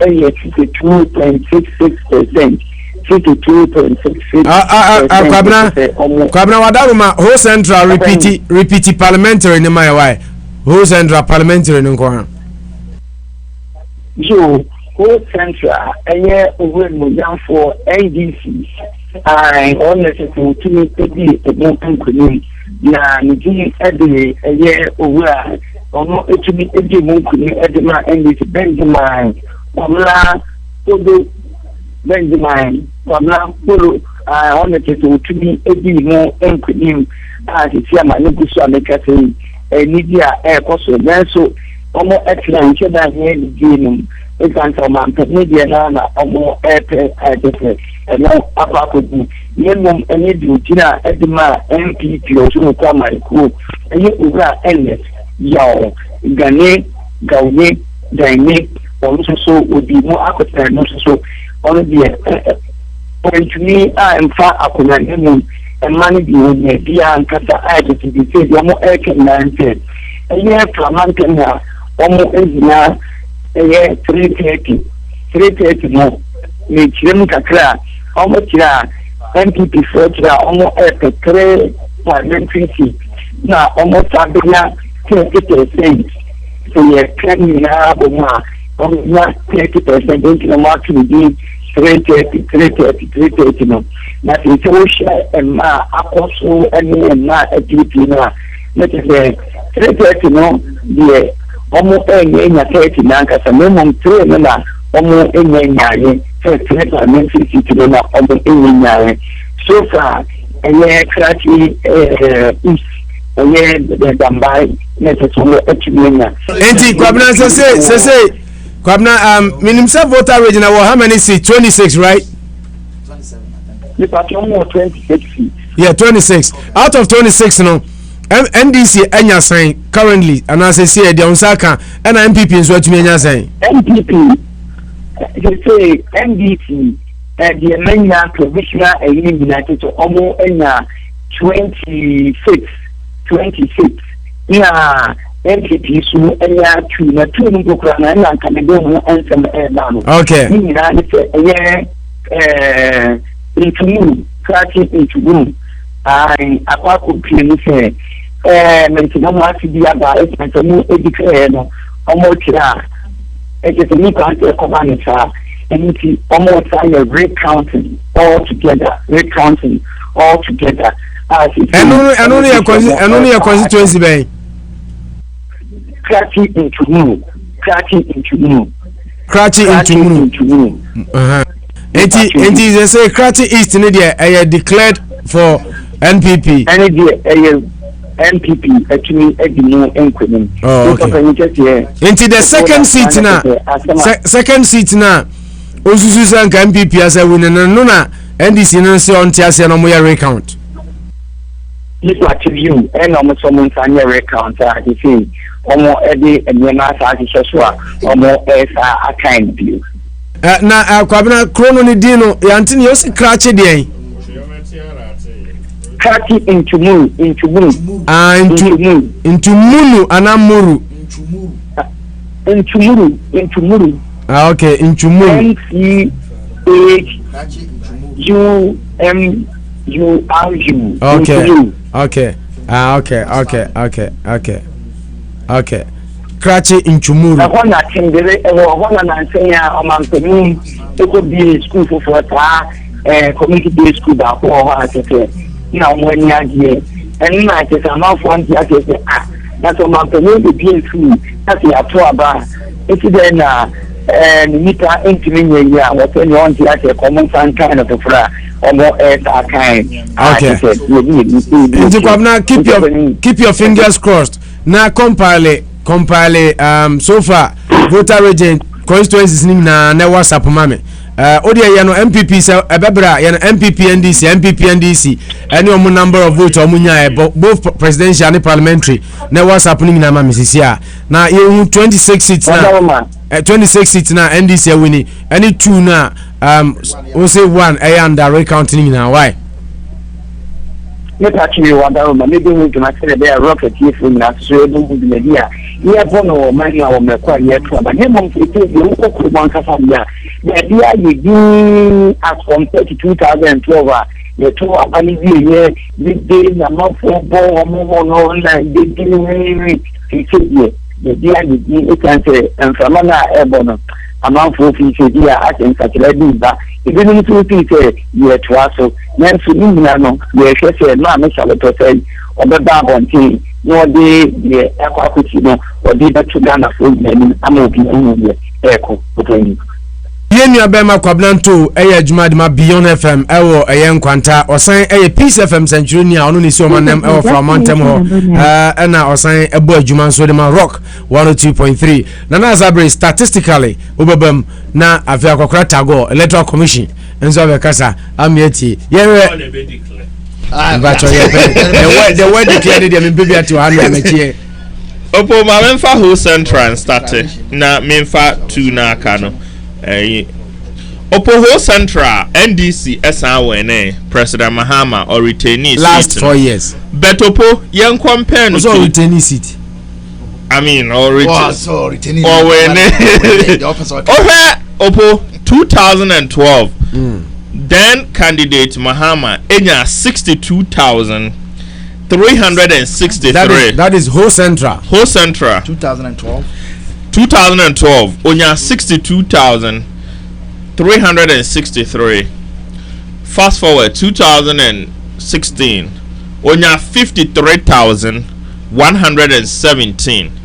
And to compare the votes na President Mahama elusu 9,000 almost 10,000 246 like close votes, to 10,000 almost 10,000 votes wow who Central was 2012 percentage of the winning area 91.83 almost 92 and at this time around when you're 88.4 so even though he won but drastically lost votes Obibeka said quantum where quantum drop quantum drop because almost 10,000 and Olusu oho Nanado on the other hand Onunsu make some leap and quantum. We have 2012 now Onunya 5,148 votes, representing 7.58%.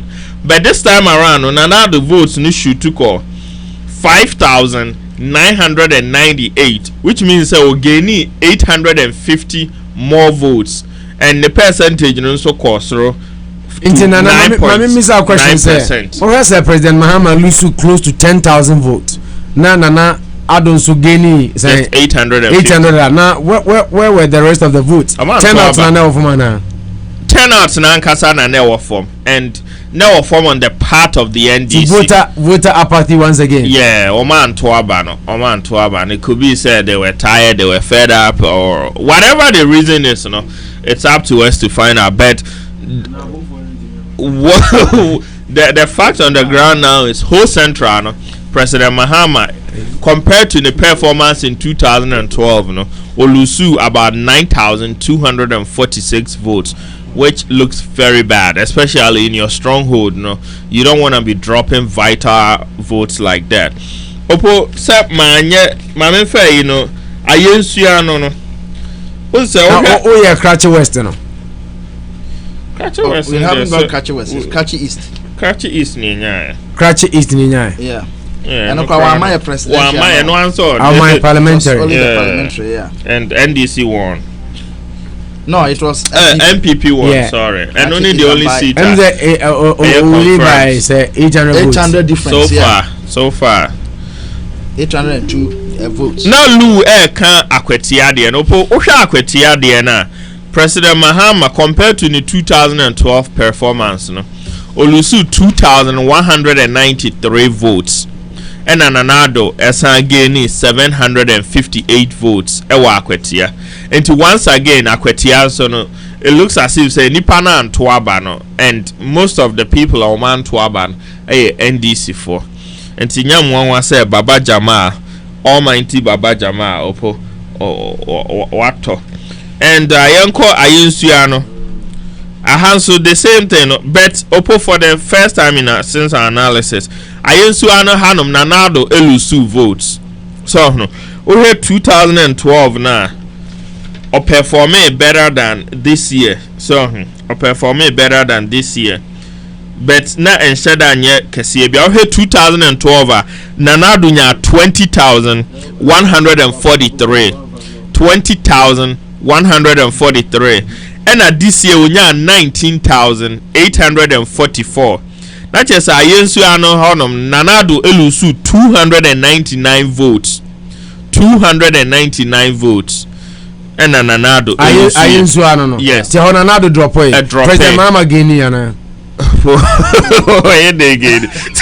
bisa sawa kana Nanado dia no yeah beba NDC but upon the other hand Nanado lusu na na yeketwa no President Mahama elusu more or drop 2,279 votes as against Nanado's 200 yes 299 300 yeah or no drop 2,000 because President Mahama in 2012 no onunya 16,266 and at this time around no nya 13,987 into or drop 2,279 votes not just omumienu e drop votes or not just ayinso ano for na de abana na omanya de omanto but NDC for na to more e chain MPP for ayinso ano ho no ya dynamics no very dicey unze persuasive we NDC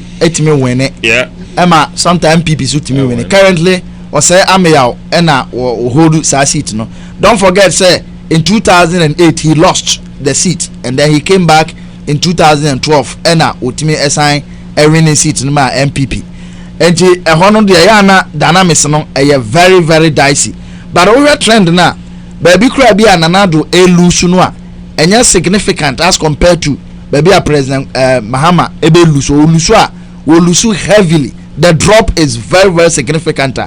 Channel eba so much.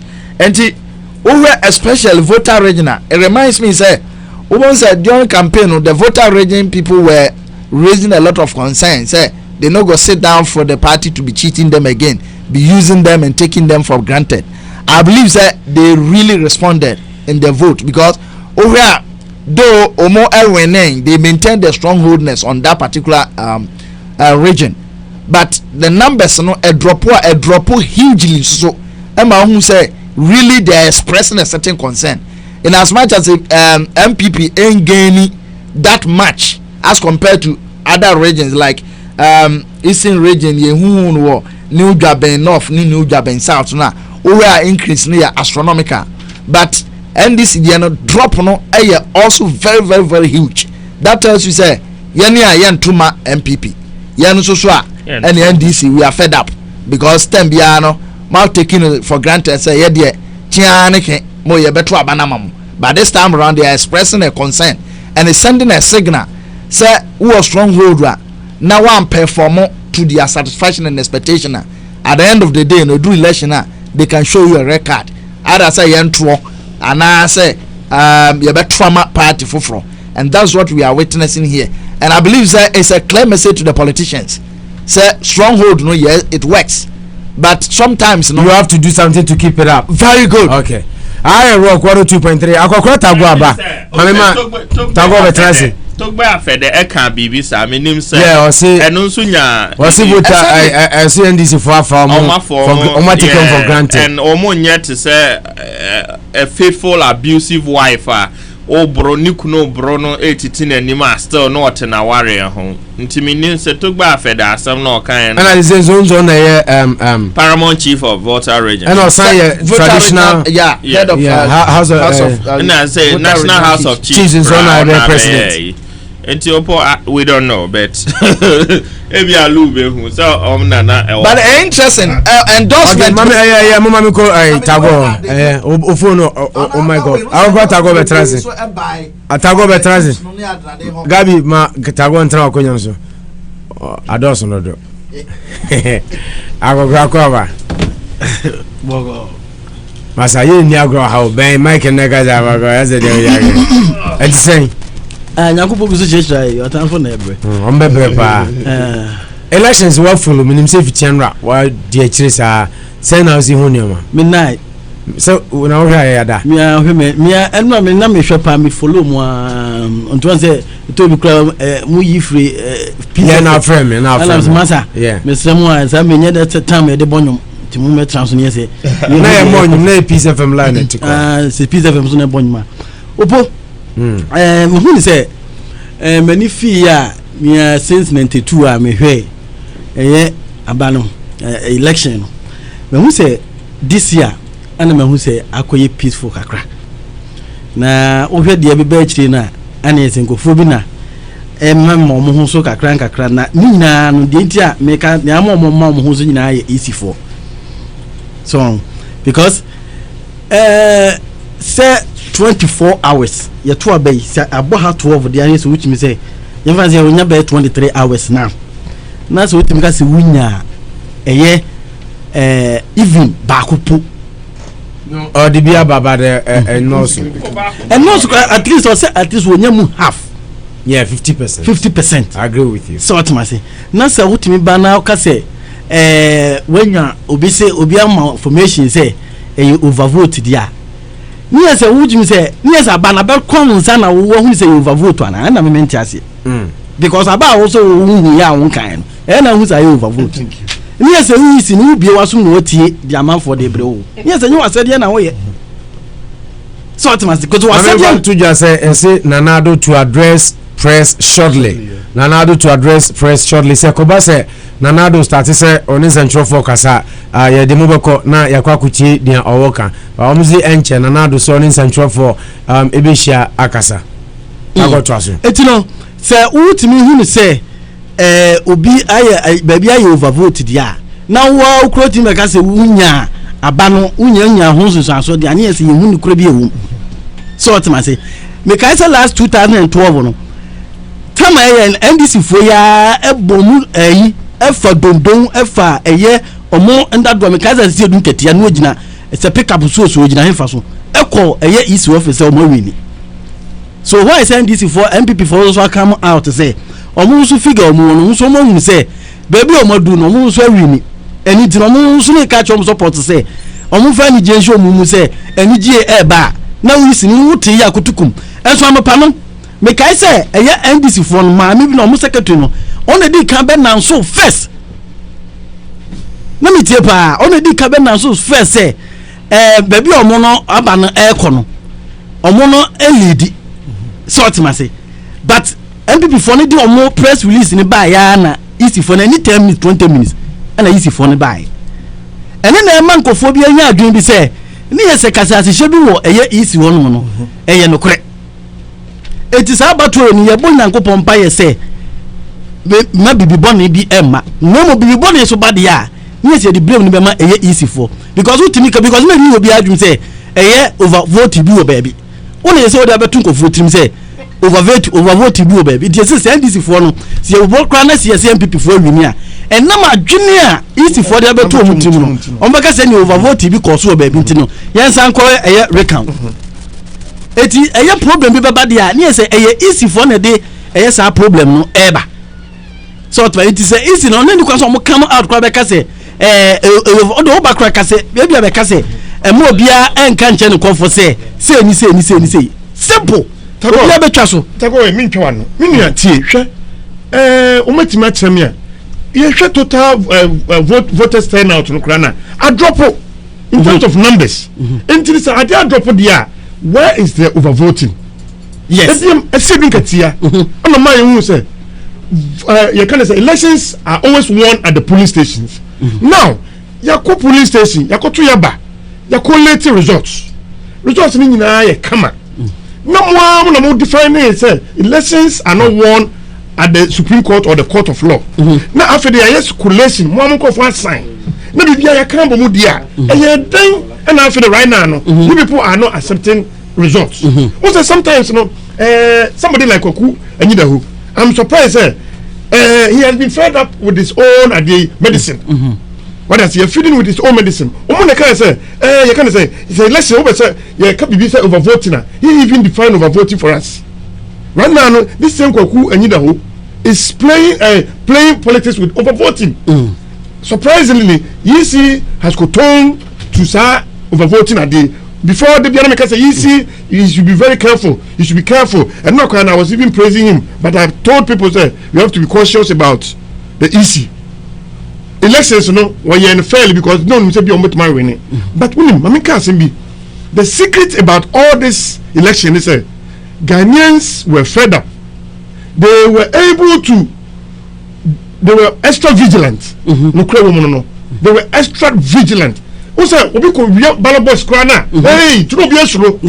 before elections, last 4 years. Last 4 years, no in your movie, but the kind of 4 years, to this time, no be a Cocobiano or Jenny Cross M. Me corners and before Kumia. Scassan and Minyantia, men Cocoya ballot boss. Mina, extra vigilance, no, and Abwa Amayading. Yet we have been vindicated. MPP has been vindicated. Issues near the Supreme Court, no, I buy SSA anything. Oko voter region. So dropping of votes now, Abano. Now, it could be about 50% vote drop. I didn't think buy it. And vigilance. But vigilance. If you voters are party 1 year, and the MPP we did our homework well. But I didn't think votes not drop us because maybe, which I'm not saying, they were doing all those kind of electoral tricks. So, they were either rigging.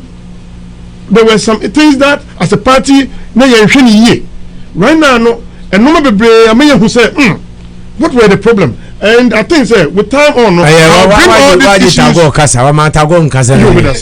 Tago Casa. Easy Casa no because easy if na kosi fiade no de I was see etimi hu abano bi agya but popoi yen hwa de ebu ha ade a mehu ni say this year abato no ama MPP fo omo ko omo ni na ye eni da ho sort my vigilance omo ni da ho pa because omo hu say abato we no e do and die because omo ye so mo be wen sort my say na me ba na me tie eye Adom FM ni obi ma eye na sana ni patronic kan say eye em say eye bunu ho baby na em say ba ko eye ndisi ni say na ni nua ne yare omodi we ni kono odi won ni nua ne yare enti ni nua ne yare na okọ ofie no ana MPP for a change eye ballot eye box no eni tomu agidi say omode eye eni bi aka ho imagine etima lady ni bisa ni say na wunya na yare no wo frɛ wo panyin na wo yan di sini no wo frɛ obo ama wo say wo frɛ na so mo office ba bi yaade so what say etino say wo hwɛ sa ade o patro mienu na wo bia ekɔ na nibre na wo bia ekɔ no wo bia ekɔ NDC ni de eye nibre ni edisi eye yinu say on free so MPP no so de full vim say okɔ position 8 years ensu kwan bia omo so be for no wa try convince ni nkɔfo amama akɔto aba no hwɛ year ya eye DT ya aba omato chen abato ya to no Ghana bia omato pa wohwɛ nkɔfo ɛkɔto abana ana wohwɛ ɛyɛ sɛ wɔn mu nya ɛkɔ wohwɛ figure ne yɛ sɛ easy for part sɛ wɔ ne nsan kan biribi ade a ne yɛ sɛ media man from kokova yi na ne yɛ sɛ we don't trust the media man from yi na ne yɛ sɛ ɛyɛ pipa na yɛ wia yɛ de bɔ ɛyɛ mobos mo obi ehu sɛ na abana ɛteɛ no ne yɛ sɛ ni kwanse yɛ believe bibia eni kwanse media man so kɔ ɛkɔ coverage bibia free ɛyɛ police station bia because ne yɛ sɛ de ɛyɛ media man from de ba nyina ne yɛ sɛ ɔpata sɛ ɛnyɛ no kra na because the same thing ala 2012 happening here NDC for ko bo otwe eko eye isi office say omo winu pa so ba ne yeso omo winu obi enu otimi ne omo agiye etimi di entina BP for so aba out say omo so hwe figure na omo so won na omo so hu say percentage na ye hwe omo so anya abro etu omo so no ka twom so point say omo so winu omo ye ya ni problem say isi timi ba abon te be ka say adenti omo kasa o de fa o ka say eni kwa so obi aka no na di enti na so timi di adwufo bi sa aka say aye over vote eni na ha di problem be ba no eti mo pro na mo problem mo monta for Ghana o eti sento ko bi se kim mawu obi adwene ne dia ho o manta for no hia ntoko no so zongo be me pa omo hen bokrom on se bokrom mo zongo die be omo tisi no ani se brada sepa bokrom ni ye dwudwaba ti me sire wo mu isi na e wo se problem be ba ye firi wo mu sa sumdwe be ba e firi wo mu na mu masumdwe ne be ba na wo se di aba no mo obi ehu obi agina na di fidi aka no ye hwe de ba be ka ho that's it.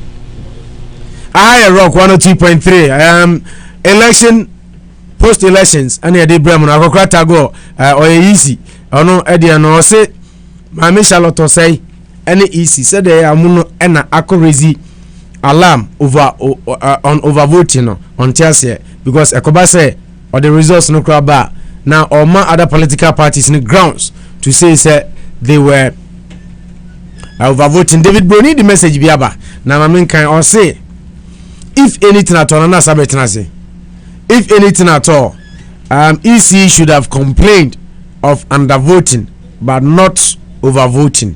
Ti David Brunino no se senka ye kan Mami Charlotte say kra onka se nipa ebeto aba no neswa na ma onka se omoto aba na manabro so eno any David Bruni thought na said na miguso America no Fantiakwa nso ede aba ti ye bekwa kwhwe Fantiakwa said ye ehono so final esi ekoe na ede abramo but before that Mami kan messages ba ko mienu bi Emmanuel Frempong ye chiao o hwe o Rock FM ana Isaac Edu special good morning to you o say I support you God bless you Isaac Yedase Nyame show ana otumfo na onso the message aba Mami nko kan eno so mfiri na obi so di bi aba we efi otumfo na o say Opo, good morning to you and your panel members. Good job. I want to tell the AC that we don't want any Wayobia. She should come out and declare the winner. Everything is opened. Na wenso efi Stephen Owusu. Or say I think they just want to avoid a lot of shocks and deaths, especially President Mahama. They can't change this result. And also Edu dia. And also Eddie Abba. Na Semo. Ohene Tenkran special good morning to you. Monso share live on Facebook. Nipa dodo na mo share Facebook ni na echa mo monso a mu tie rockfmonline.com na mu tie 102.3 MHz and na mu tie tuning RFM space online and our phone so 518 500 1059. Muna nyame ehiramo na South America kan egusu a ye wurawuram se ekoba se na nado danko akufuado oso ne nsantwofo be kasa enche etomu pe yare mu be kone akofa no so e de abramulu na opponent esa na mistake right now no ye hwema Mahama he's almost down by almost more than 1 million votes and you know why are you going to massage any figures to come back say Obama win elections me no ka say kra no. They have also lost about 50 of their seats. 50 plus of MDC seats has actually gone to the MPP. What I say? And you know, Mr. Mahama and the EC, let me assure the listening public say, and easy say, they can do anything about it. And I think looking at it, you know, they will accept defeat in the coming time, anytime soon. A picture be about the U.S. government and then the delegates. It was really U.S. ambassador wako nanado. Yes. Ya kani na waha. Ena U.S. government ankasa. And so I congratulate Nana. Thank you. Yeah. And you know, Minia, some Uncle you know, and son of was yes or no. They have a reason or cause to do that, which I believe so. US, you know how they do things. Yeah, dear. Me met your phone as soon as say. Bibia to me changes say. They say no resource no yabobo.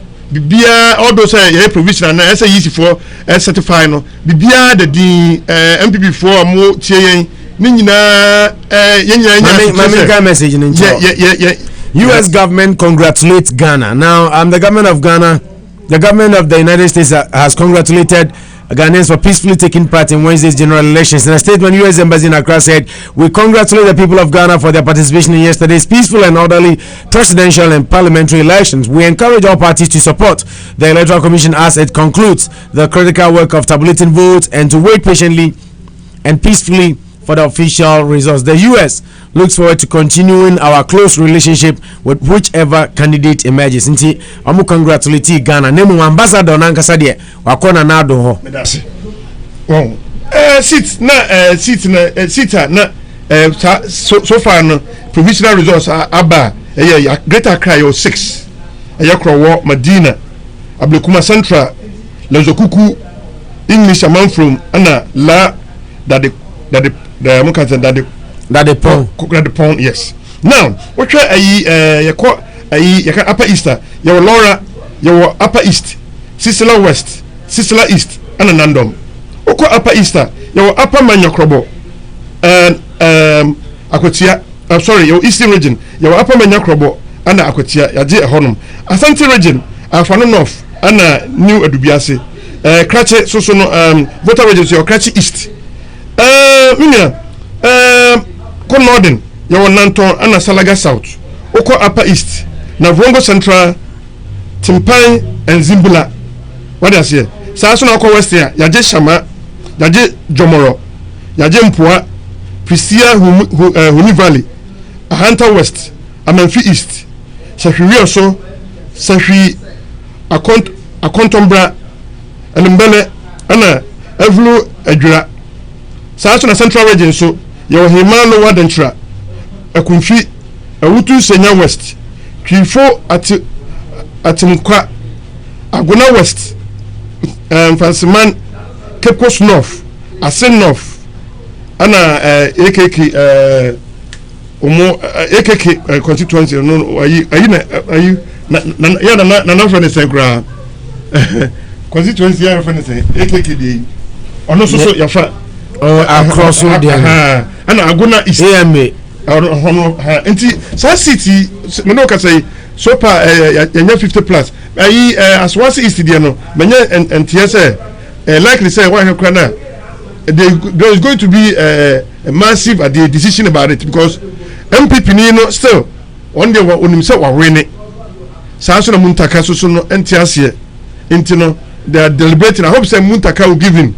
And I say, "Obeti say Olusi because I didn't done deal away." Intino when the measures Muntaga. That's what I say. Idea on the on leading a bed no kwatiase. What leading or hefa? Say some kan know. Some say no mun kan wi. And after the year then, 2 ballot ayina na si free baby no. Say MPP candidate no me aminipa. Alidu na me so ntiase. And this is on ntiase. Enti recount. No, I know they are real recount number. Muntaka Belidi. The BC. Jamaica right now, about more than 50 plat seats has been lost by the NDC. And no cry shows much, and it tells you much. And no can say NDC for when we win more seats 2012. Look, we need 2 you can say regions. We some winning elections. Mativida, winning 8. Right now, so. Sometimes no yana nipa bi enkofo bi dwe say omumu de esabio emfa omu wa eye but for bi won dia enye ɛno no ɛyɛ sɛ saa behavior no yɛgyae NDC sɛbio ɔmoma ma mo so ne saa de no it doesn't work for them. Ghana is not for NDC. Ghana is for the whole Ghana. And when Ghanaians decide that, we have to accept it. Then try to see what America Hanum. Hillary, as much as Senator Infocran only the popular. But how do you blame NDC now? NDC on my day. Oh, is it not the EC? The EC is stating about overvoting. Where did they get their figures from? If they don't have the figures, I say EC are conduct elections. And if they conducted the elections, now upon looking at them, they kind of say voting by each constituency, there has been a drop in percentage, and then overvoting came in. Issues about overvoting. Me repeating the hand say, let my vote count for. At the by say, you listen to my total. You can't say voters are in register no. Too much. Ghana is the only country we have about more than 56% of the population name in the voters register. I overbloated. We spoke about it. You call court. And my uncle crying. You call easy for as so. I call demonstration. If you are crying, you be more prepare. You move what to two near that day. Na say right now no say more no more anya ntum dia after the hadn't ye election awie na mo be join say overvoting e wo baby. Sometimes you know the EC always conflict themselves. Right now it's a BBC Ghana but I think say that is good. That's going to be the last thing ABC.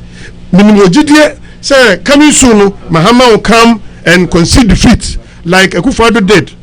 He has to be a strong man for the party, for the interest of Ghana and for the whole world. Now or concede defeat. Now concede defeat your progress now no yensa ayeden aka. Me no can say there has been a lot of shocks. All the key players, the ministers know that didn't kono me adwuma komo lusu mu seat. They say no, the man ahwan on ne e wa koye adwuma. What I say? No, that because Louis, na shocks ye baba jama mu nyina nam ta. Me nua Ghanaians no, they are very smart people. Again say we are always you can't see your short memory. Ghanaians don't have short memory. If you want and go for more, you say NPP winning. Ghanaians say mo figures chese mo winning. Ade na mo ma ewom sa chede bad eden a omo easy for the abase by 72 hours. That's it. On be declare results no. Ade na mo ma munya botre kakra emfa ma yise no.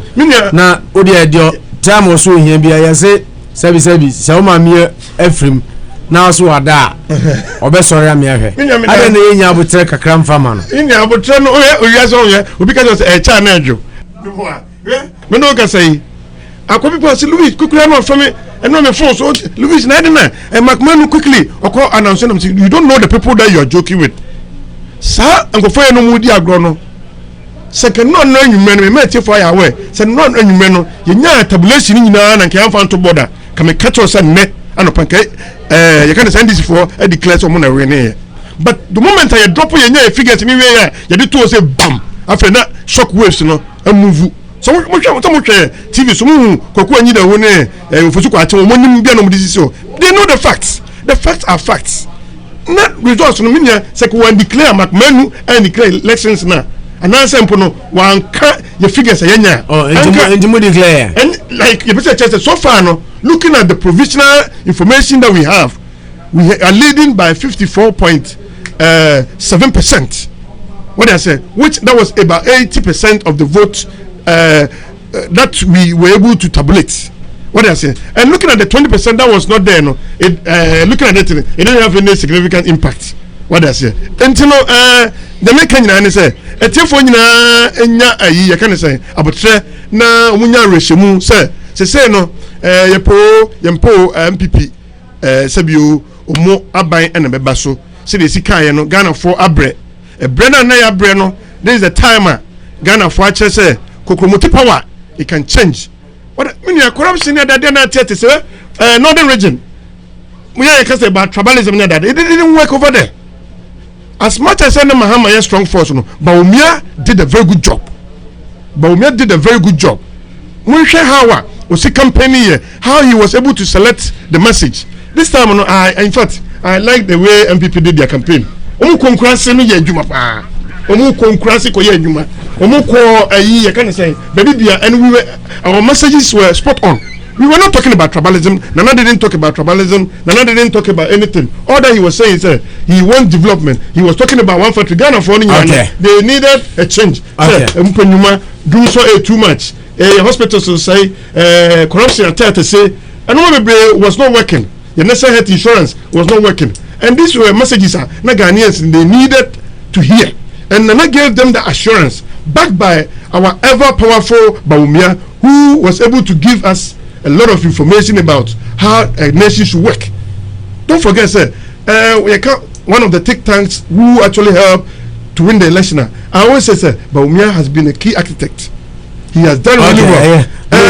Pension before me mess about Gabi Aba Nana Sabri was at Nasi na issues are echo na sesi ane de aye pampe aye hu easy still ano omumfa results no emai say them di kan do two jano report say Nanado ebia enche woni nsantwe for be kasa etomu a yede mbeko Gabi Nana Kwaba ya eni awopo bibia boko there boko yes adom wa hu yisi delay of oba release results and now oba me hu ne ekono on say a political party like NDC is trying to feed into issue is in the betu about overvoting. Also almost say NDC sounds overvoting alarm in Ashanti. Anopano Kokoindo because over 250 polling stations. When did we learn that? It was as a result of Sa Omu press release. Yisi, everybody in they are feeding into that. Yisi, why is he doing this? And then a one more be a city on tenterhooks. Why? What's happening? A dear interest and war. Sabi, so mama osika dear. Ensure you gonna sika. I don't want you to go there. No, I don't want you to go there. Don't sound like that. Speculation. I don't want you to listen. Let me tell you. I do not. Wait, listen. You have to listen to me. This commissioner now, I'm your room to speculate in so many things. And allow me. No, and I wouldn't allow you to say anything. How? You can disagree. Why is he? Or say no. I'm just saying, but the right thing must be done, no matter what. Or say. Oti say anopano chwabi boy isi say what is the EC waiting for? Why are they delaying? Okaning in a real and I say in spite of that we should do the right thing by not being over speculative just like you're doing, and then also you carry yourself in a professional way with a job. We shouldn't be over carried by your emotions. I'm saying say if just no, that means you don't I'm making a conditional. Of course, me making if because or my room to speculate. Everybody agrees. Even Oko yisi na wa mejiri se ono akra se asema ye ken oba agree say wa magana fo bebrebofu the way he's keeping us all the doubting Thomases omo ehonton na resource no aba no onfama na wonu mum na wo champion the cause of sebia political party bia na aggrieved person be beka say overvoting be take place ye nyina ya starting monitor elections share from all various media edebay ehim fana opo wote say umuma the valid vote cast no even less than the votes umo etoye our count we haven't witnessed that. So where from this now no the NDC is saying say they suspect some overvoting in Ashanti but not voter. Look at this, but because woman are leaving room for people to kind of make a whole lot of gestures and a whole lot of speculations. Will be Sabrino ye best say whatever it is no mameno and come out. The results are there. The results no have been certified by one appointees our do call the various constituencies, because yetimi parliamentary candidates I declare umu say umu ena winning those various seats there. Edi na esi kwai say results na aba no reflected the presidential no o ma ye hu na wo hold on o ma Ghana for ayam hihye o ma Ghana for ehun ye munye mo tete frustration aman crofoma etigu abonten se o mo be march towards isi enom ne ade emwa ye be sra isi one year the right thing said you kan no if you expect me to do the right thing onu anya the right thing so we are the right thing. I agree with you. We are the right thing sa wild allegations, wild speculations in your day na Emma. Ubakaya, yen na start your boy isi abaso. So share the way about one si koye the transparent manner election resource no by token ina. Na obia ayi obia fe. Say suspicion na amanfo wo say yisi ebe regi abane all that no and na entisa in a way. But after a while, obia train say mami obeba beka because obeka ya in time pass as results no take in no na ye Dr. Afrejan na wo my updates nia wanya usually ya na the media ne de ba no ya na mu wani mu in a way but what try say nia obeba bia ne sabeka bia no was certify yehu say bia yenya e bia 50 constituencies na out of 50 constituencies no say ni and a way yenya e bia yenya 90 constituencies e bia yenya 120 constituencies time and time no interval no otimi ma yehu but say one day and eba betwam ya 24 hours na still yente bibia every year so as to say results no and the constituent returning officers dia ba no wono no nsa o de be hya ase no akwakoye manso and odwin ho a wonti ase eba sa na wama because say no me point ni say all the other 5 political parties and no flag bearers no are you telling me that the results they have got no all could be wrong? They could not be wrong because pinches will be baby. I'm nyina the congratulatory messages are Brennan Nando except the President Mahama Ena Wunya and consider which Senka may sure say Senka Yisi atimi aba ama yahu resource no pempensobia kabana bikro no kra na consider defeat graciously but the moment na Yisi ema yehu nia ye wobe authenticating nia aba bontre no eno na ebia ama President Mahama enso I reluctant say obetro in the towel enti and the srede ene ye de to ma menanim say yesre no the Ghana omo aye no ma kire say they are peace loving people a omo akoto omo ba a kire nia omo epe enti ma me no enye the right thing say the wo kind eno ana me de opo me bo because as of now no asem bia ye kan bia koye speculative provisional results na ye benya bia no wo analysis no kra where you are analyzing it to wo analyzing it to where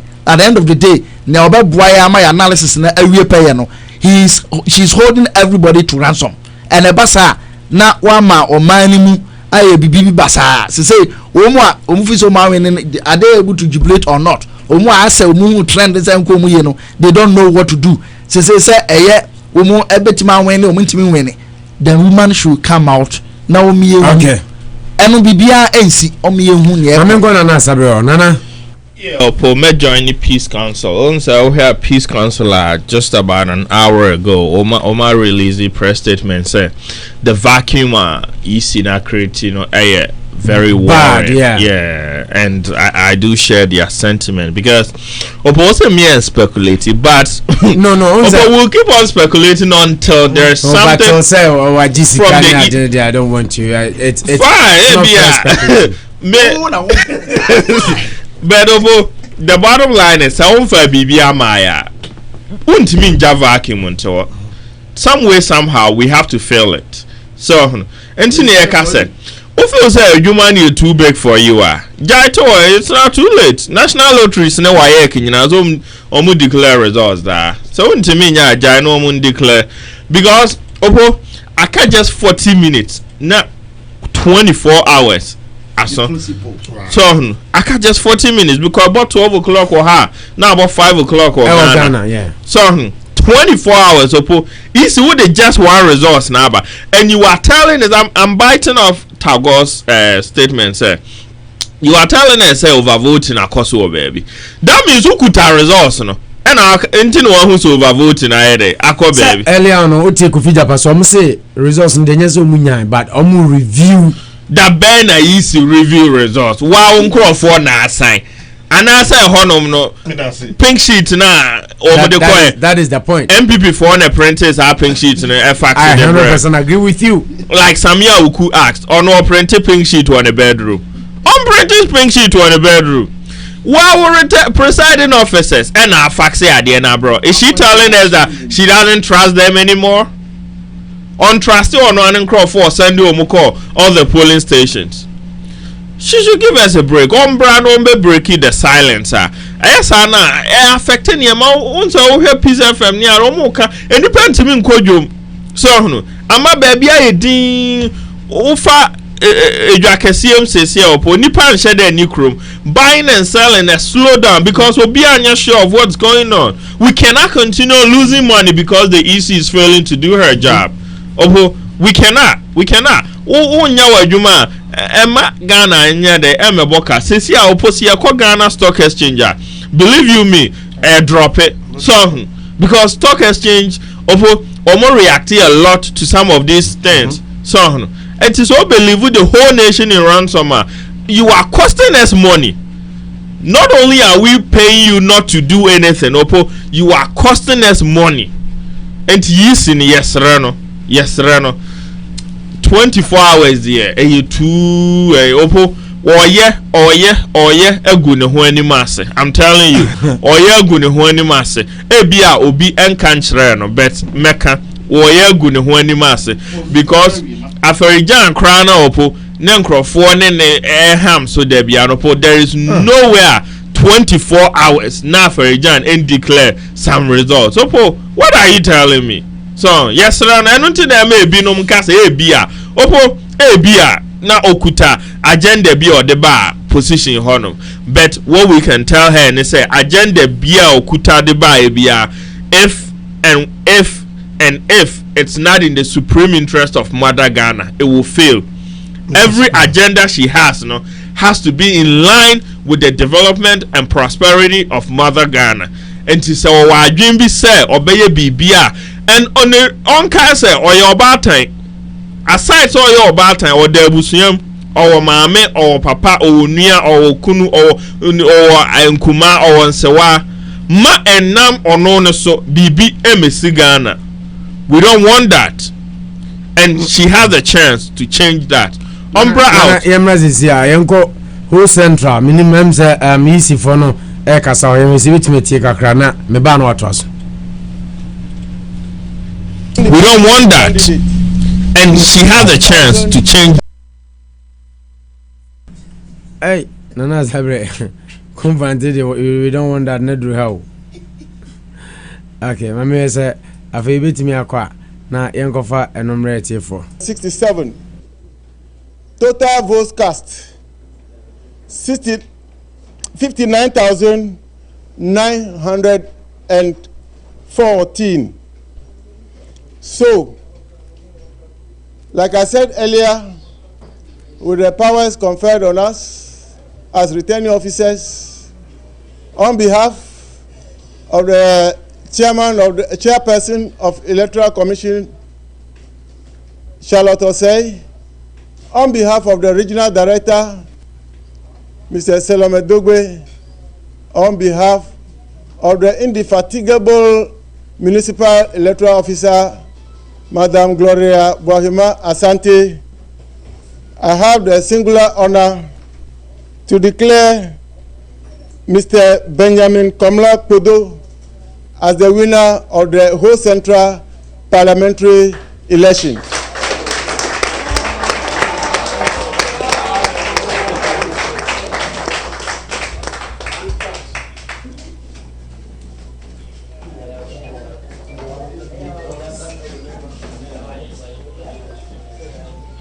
Paul Wawa Mantem, watch the camp Ani Rock 102.3 FM. Muba Yanche. Nesudia Muye dear. Among for whole central parliamentary seat. Benjamin Komla Podo. Thank you very much. Thank you. Okay. We your whole central and century in results na feel na easy official and all whole central na all declare but now no results na certified. Don't say central for the mobile copy. Ne his stamp is so ne mobile copy ansana official omo aye news conference. This is how yeah call it wahano. Ni eno no the 59,000 yeah. Into media house no. yeah to me nya results no. We don't even get the results from nowhere. We get it from the EC. Opo who EC no si onom say unya. Opo she knows what to do. Onkas unya don't. No opo unya ya denti no. Or review because opo nyo one car say obe update here every hour. One car so obe ye. Na itio tobo or say onkas unya or say or review. Opo review what the aye day. O mami we. Overvoting or see what sense over. Obia logic complaint over. I know na man for bisano. Obia logic complaint for over. So obi logic complainer and I will say yenko. Na particular constituency. That's it. So no. Enti on try constituencies overvoting abem. The overvoting memo no umbra out no me declare. Ni who say we overvoting abem. Enti ye review eno. Na de hwe mem no onye de on review opo hwe say de papa si declare results or say by the power vested in me by Mrs. Charlotte say opo is it different from the other presiding officers or medical Sano munyina declare until she telling me say she doesn't trust her own people, the same people she employed. Our vested power in them. Our delegated power to them. So mun declare results on constituency level. Opo, this woman is playing with fire, and we will make sure that we quench the fire before it gets out of hand. Opo, ye ni 92 BM, ye ni 79 BM, ye ni 1960 ne sa election na ni ya opo unhwe na GBC abe declare say we now and now we need any other alternative. And now opo, thanks to me the meboni di me dana say thanks to Kwesi Nyamete ase Eshon.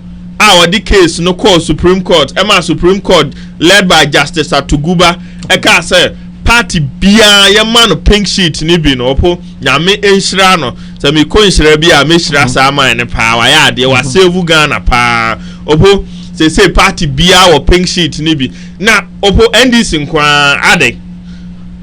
Enipa 7 and a contest ya de no opo. Emu 5 I congratulating Nanado. Ma considio Ivor Greenstreet, Mame Rollins, Joy, Opo Joy of all people. She the other Papa considio crowd about. Omakon Hofi. Say na President Kufuor birthday. Nti omu nyina no Omakon Nanado so Opo. Yene na na kasa no. Nti dia nko na NDC di omehu nti omani ye che nipa 5 ni nyina ni. And also David Bonisi take it easy. I'm taking it easy. I'm cool. I'm open my cool. Just open Ghana assembly kind of sano. Ghana assembly. Open yeah nyini from 92. But I try to stay on professional course. That's all. I'm doing my best. I'm doing my best. That is even your best. You grew from 92 to 2060. Yent now I'm will be rewind it. The hands of the clock and go back to 92. No. No, opo ye grow. Said the now okay, opo 92 cry na edidin ukwa no atwere odi na de ato aba 96 near the Tom printed ID 2000 near the picture ID. Afi bia ye koye nim ti ade nti na afi we nko ande o person ode ye koye kire. And you want us to believe say almost 24 hours after the close of ballots opo won't mean declare even half of the election. And you want us to believe so overvoting akoso. And he never overvoting akoso. Okay. Tell us. Maminke Charles Ford your message we be ana adwumu akoma kakra. Charles Ford your say the EC is applying a mechanism to minimize the number of casualties to the emergency rooms. The battle is still the Lord's. Polyclinics, baby. Or see EC. What are you connecting? No, so messy polyclinics, baby. The EC is trying to minimize. Oh, we are ready. Per the logic of the NDC, we are ready. We have built more polyclinics and we are ready. We have more emergency rooms. Yes, polyclinics in the end. Last 4 years. The last 4 years, you lose you know. You prepare emergency rooms. Be my ubi. Now na mo de mono say mo ba ye mo de minimize by ono MPP ni o. Enti na America so America say enti no say sa na tie de a ene me ka ne say o mo prepare bibia mo bia. Charlotte say try ma amanfo come to terms with the AC no. Even say Mama Charlotte be say ono so she's waiting to come to terms with. But one thing I have to chip in. it's just sad for the democratic process of Ghana. What I say? Yeah, system no. Right now, no, I not dent kakra. Now I can assure you, sir, this is going to be part of our history, and I can assure you, sir, it's another power. This will never happen again, sir. EC can hold the country into ransom. Now, make a point. Yeah? Do you know how it has cost Ghanaians? Right now, a lot of people are very anxious. Anxiety has set in. Anybody be on one person macrabe pie. Anybody be on one numa. Eso omoye de omoye numa nso no. Omuntimi nko numa enkoye omonuma. Anybody be are waiting. What do I say? Ebi wonu kra na say kokko back to. Maybe na owo ekoye adwuma no wantimi anye. All these issues are affecting Ghanaians. And do you know the cost factor? What's how normal we mu. Ebiam unim say yetimi ja easy say no. O be vacuum emma ankofobi ana hooligans bi in quote mess up your peace ayewo because okay oh ye kra no sadia ye kra no so no ye hane ewe ne nim yisi kra me say there was overvoting somewhere it is sadia adenti na MPP for no ya jatuma mo. These are some of the problems ebeba. Always I was putting a question mark on Mama Charlotte to say she had an agenda. She had an agenda that was perpetuated by the NDC government. Sir, they knew, say, oh, she's supposed to come and do our job for us. And this is what we are seeing now. This is what we are seeing now. Now, looking at it, Omumekia, he said, it has come to our attention. Who gave them that information? Okay, Lumaminko voter regime, Rana, Yanko, Anglo, na sayin ya yenya ye correspondent Emmanuel ima ponti say Nengi pa na musu Erade ani yedini yenso ho odin pa se ye na ogina CCN every Anglo Constituency Coalition Center ako heading towards Anglo Geta entubetumi de Anglo de na mai de na esi both presidential and then parliamentary yepe NDC MPP said ebe save time. Yes, the presidential results of the Anglo constituency NPP 2,393 2,393 NDC 31,574 31,574. Start all over again. NPP, NDC, and then their respective numbers or figures. NPP 2,393. That is for presidential. 93. That is for the NPP. Presidential, not parliamentary. Presidential. Okay. Yeah. NDC 31,574. 31,574. 31,574. That is for the NDC. Total valid votes cast 35,390. That is the total vote cast. The rejected ballot 789. Wow. 789. Yeah. Okay. Parliamentary. Parliamentary. Yeah, the parliamentary NPP 2,451. 2,451. That is for the parliamentary NPP. NDC 22,216. 22,216. 22216. Total valid vote cast 35,271. 35,271. Rejected ballot 506. 506. That is for the parliamentary from the Anglo Constituency Coalition Center. You might have seen you ready to Ketana on Saka on Swano and Saka. Yes, from here I'm heading towards Ketu South. I wanted to get the result of the Ketu South. Yeah, Ketu South. Yeah, as soon as you lay your hands on that one, and then you can text us, and then we call you, or you can call us, and then we'll definitely return your call. All right.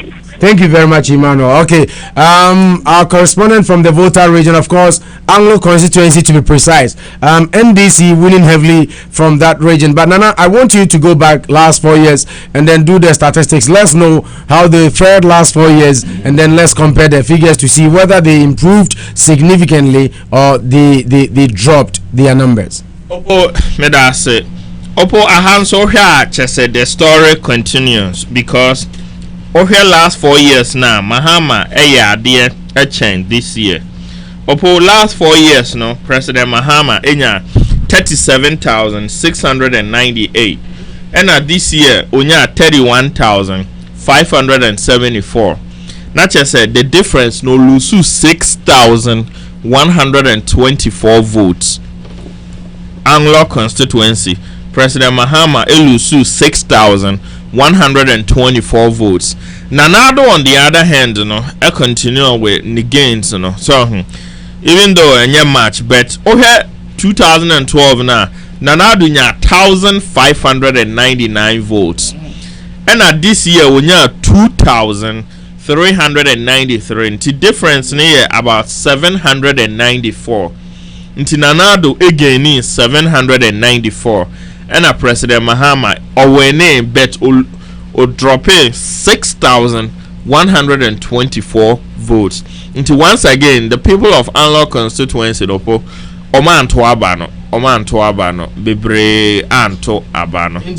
President Mahama drop how many votes? 6,124. Again is 794. Wow.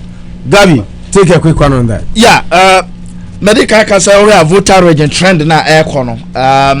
It's telling you say they are registering a kind of protest because a Kamara say voter apathy is running through all the constituencies.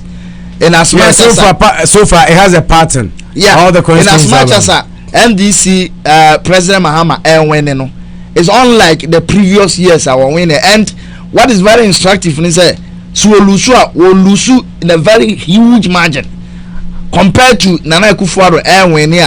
Though any so much, what mean some gains.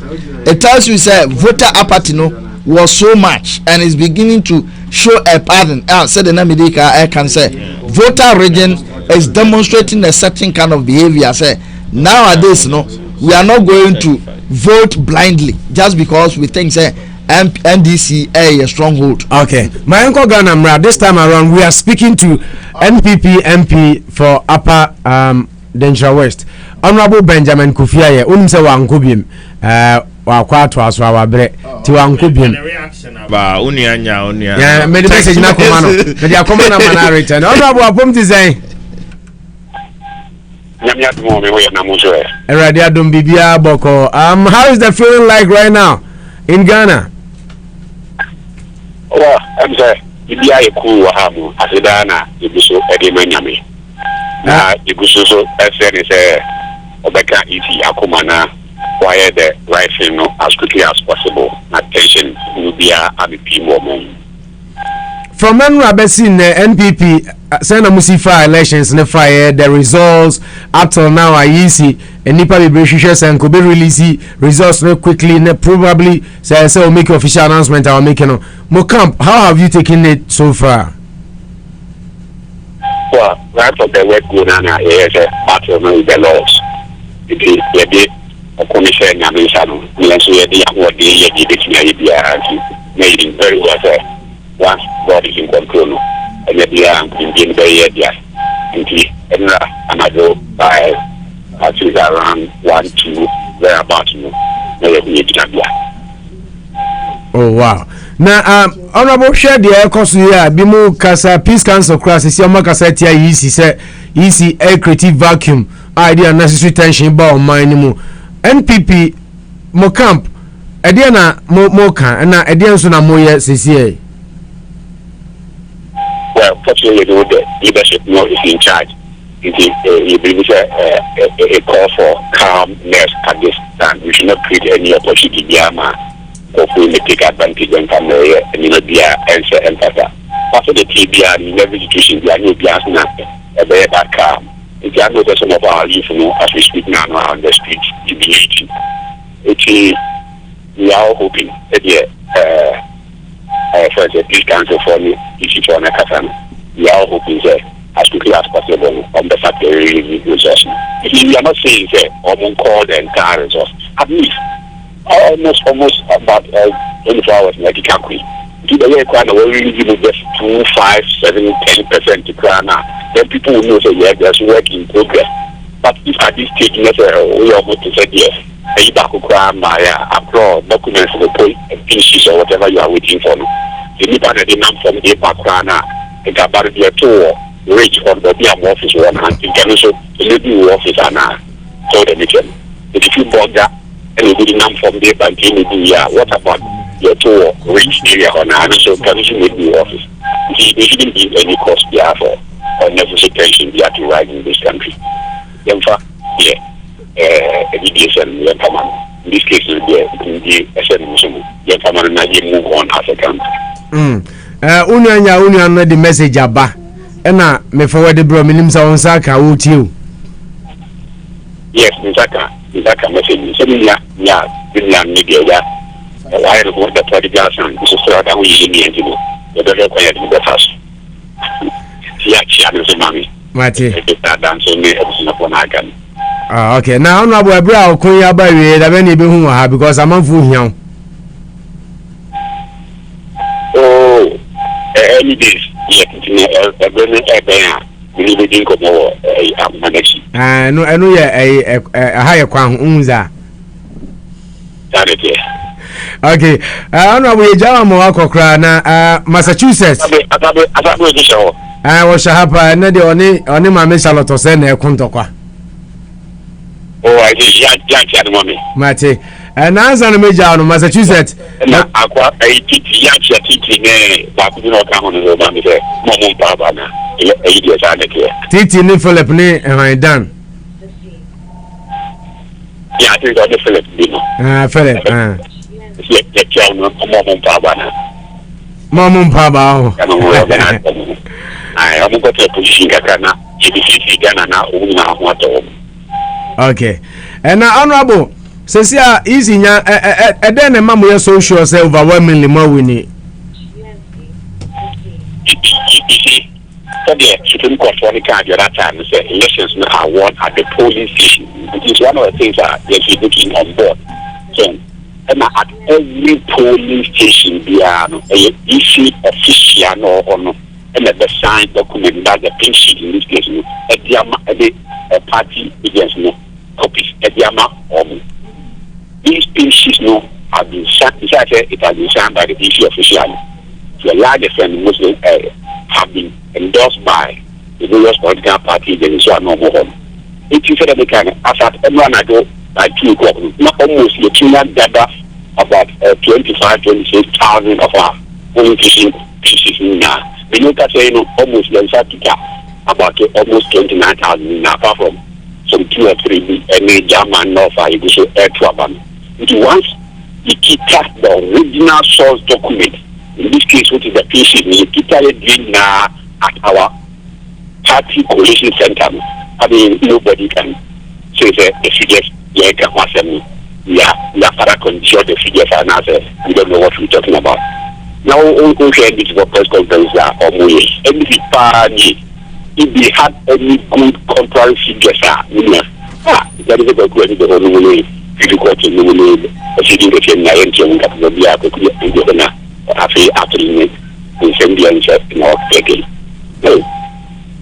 we have the source documents. Unlike 2012, our recruiting organized pieces in Nano. Now, as we speak now, there is a original pieces now at the center. Wow. Okay, Honorable Benjamin Kufaya, NPP MP for Pardenshaw West. Honorable, Yadasipi no adaje no brain. Idea na ukache NPP for more Massachusetts. Mupiaru and so ewa otio. Also a Yes, in fact, Omuna support. both financial support and the moral support in many prayers. Yaka Hunanto, you can Papa, Ediama, not entity for now, but an answer because I project and quiet that as a dinner. The other teacher, Yana Manai, and this is now the some the victory there is for the entire Ghanaian population. Thanks for your time, Honorable. Thank you too. Okay, Honorable Benjamin Kofi Aye, NPP MP for Upper Dontra West. Ose no fi ne mpeso asokra aba bedum kran. O te se kan na ekunkun. Ose rock mo ma frame dia mekasa. Onwu afie kra. Ose o pake ya ofi Upper Dontra edum kran kobo adwuma ho wie ya ene ya frɛ no na ka ne kwen eno no nti nana na o kasa na mitwa so. Yo, but the American said, so far here, Okoyisi ne Facebook page na what the some results be a big ha. Yeah. I know they are supposedly. Makuma person constituency say. One shut down, yeah, no one say post randomly. I say or updating the status in a sense. I just say yeah, shut that kind bet. And shut down ye BB I name that. It's a saha in Shia so and or the buyer. We share so Ivor Cobina Green Street on your 28. I know they are Udi Jayano. Yeah, oh, kind of big share so now John Dramani Mahama in your 9,419 and Nana Ekufuado nya 48,538 and our day Chifu Afi Mokwa.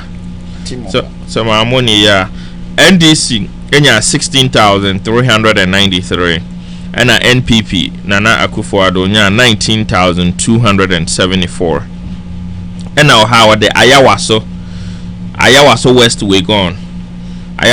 Legon campus honum and me constituency in Timeni Eddie Chiripa John Dramani Mahama enya 24,208 and Nana Adodankwa Akufo-Addo enya 2,493. Okobe biti se Obuase West. John Dramani Mahama enya 11,796 and Nana Akufo-Addo enya 34,660. Oko Asen North na very close. John Dramani Mahama enya 12,266 and Nana Adodankwa Akufo-Addo enya 14,143. Opo these are all results easy na post to afena was started say ye kan jana afena was started. Oko talency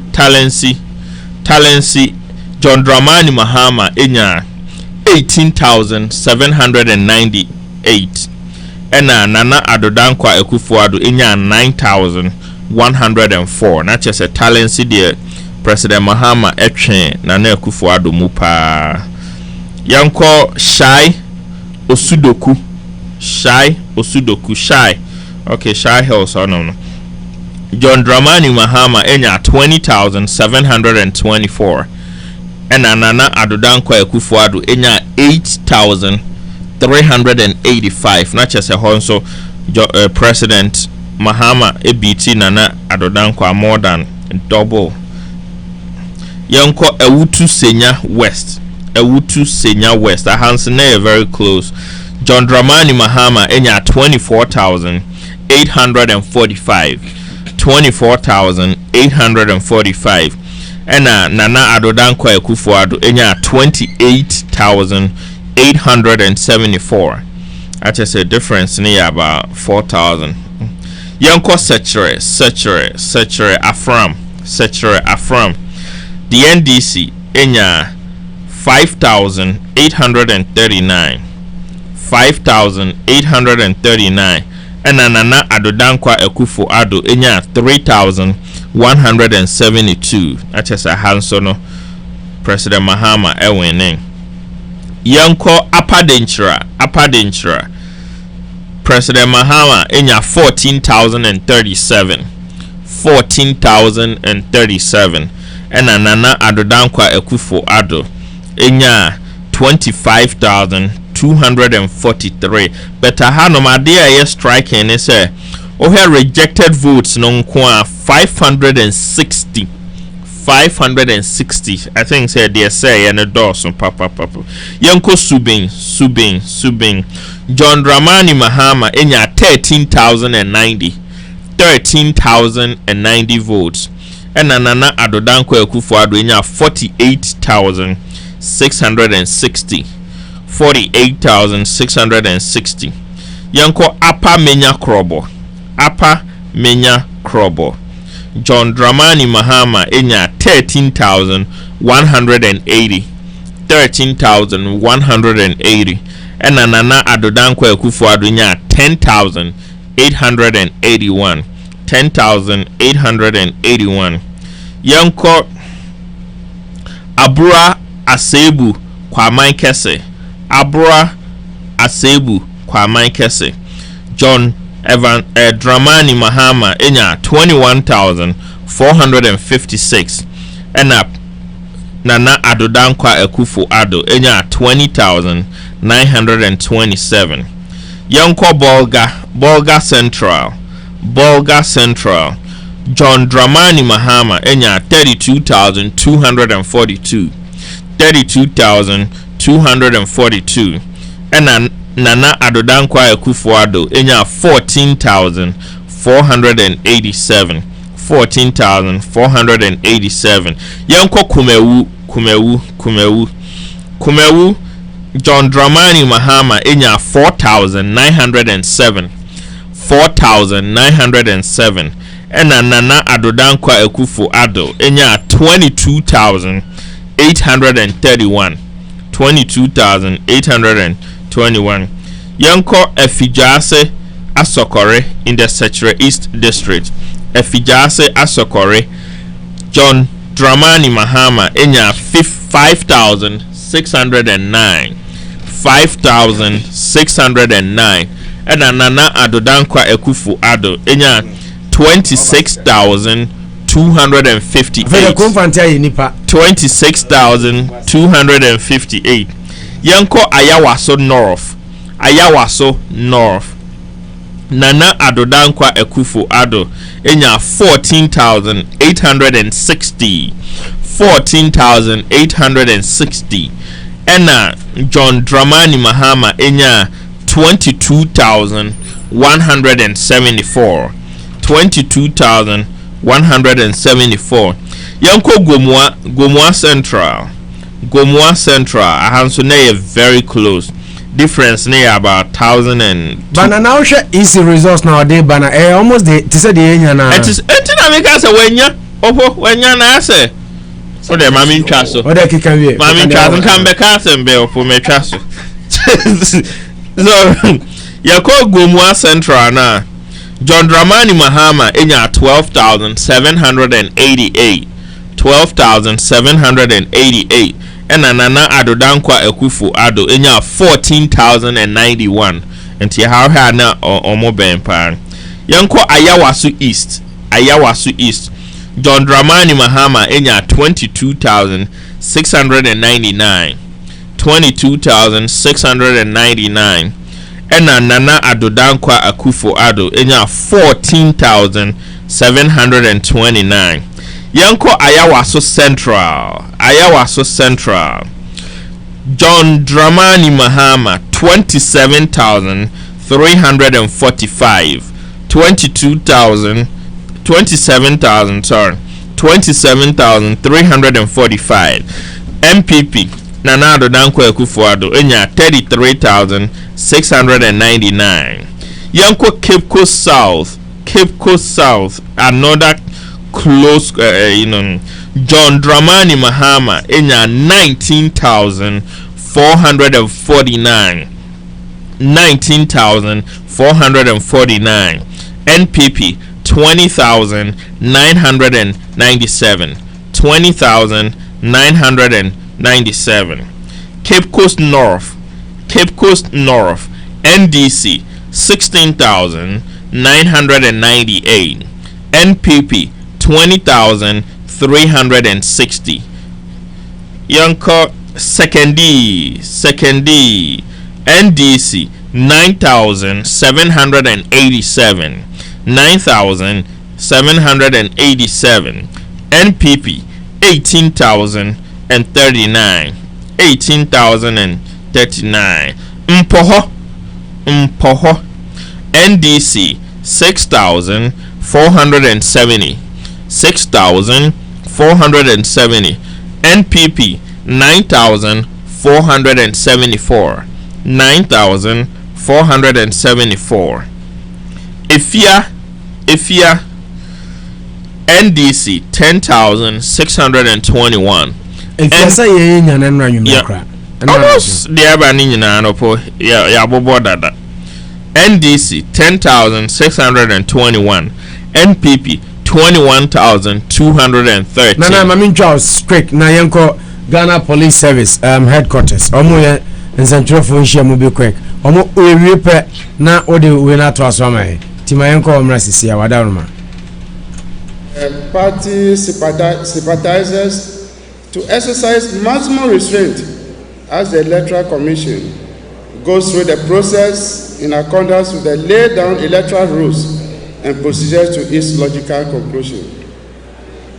We wish to assure the political parties and other stakeholders to the election that the police are committed to providing protection and security for all Ghanaians.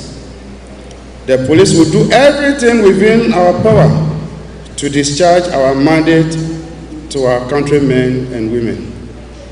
To this end, the public is entreated to desist from any action that has the potential of jeopardizing the peace that the country is enjoying.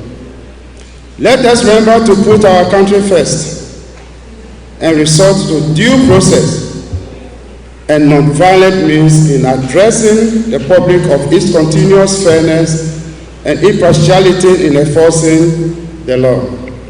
In this respect, the police will not countenance any breach of the peace, as offenders will be made to face the law.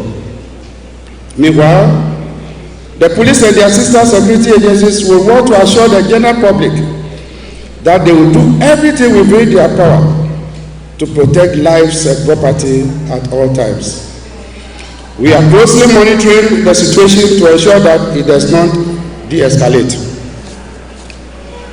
We call on you as media outlets to use your outfit judiciously and with utmost circumspection in order not to inflame passion and incite the public. We are in this together. We owe it a duty to the people and posterity to help keep our nation together. Thank you very much. Let me give you our numbers that you can call us in case of any emergency. You can get us on 0299 206 167 0299 206 167 and 0299 206 168. Again, 0299 206 168, or our WhatsApp number 05 416 131 62. Again, 05 416 131 62. The public may also follow us on Twitter or visit our Facebook page at Ghana Police Service. Thank you very much.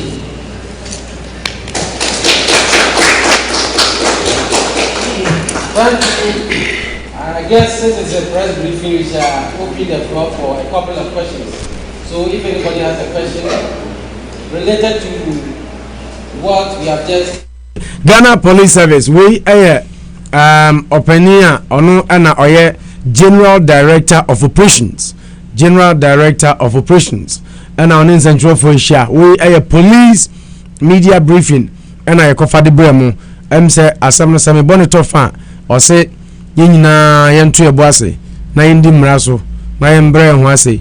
na yɛn nyinaa we are in it together na okɔfa mmara ne hyɛ nsɛm deɛ a ɔmo se mmara no nso ani bɛdi ɛna ɔmo de ɔmo number 2 dwa sɛ ebi a bibi to ana ho sɛ bibi kɔ so na yɛ mambɔyɛ ade a na wafrɛ police for na wode ato ɔmo anim nti police for say they are committed to making sure sɛ ɔman no bibia kɔ so kama basabasa bia nso ANC nti media briefing by the Ghana Police Service openi okasa no na ye General Director of Operations Ghana Police Service na ye ko Ghana aba quick na ye ko he Modesty line so from Western Region. Modesty apom te say I don't know if you want this part to a Genesis stepping reducing people at the fire something on the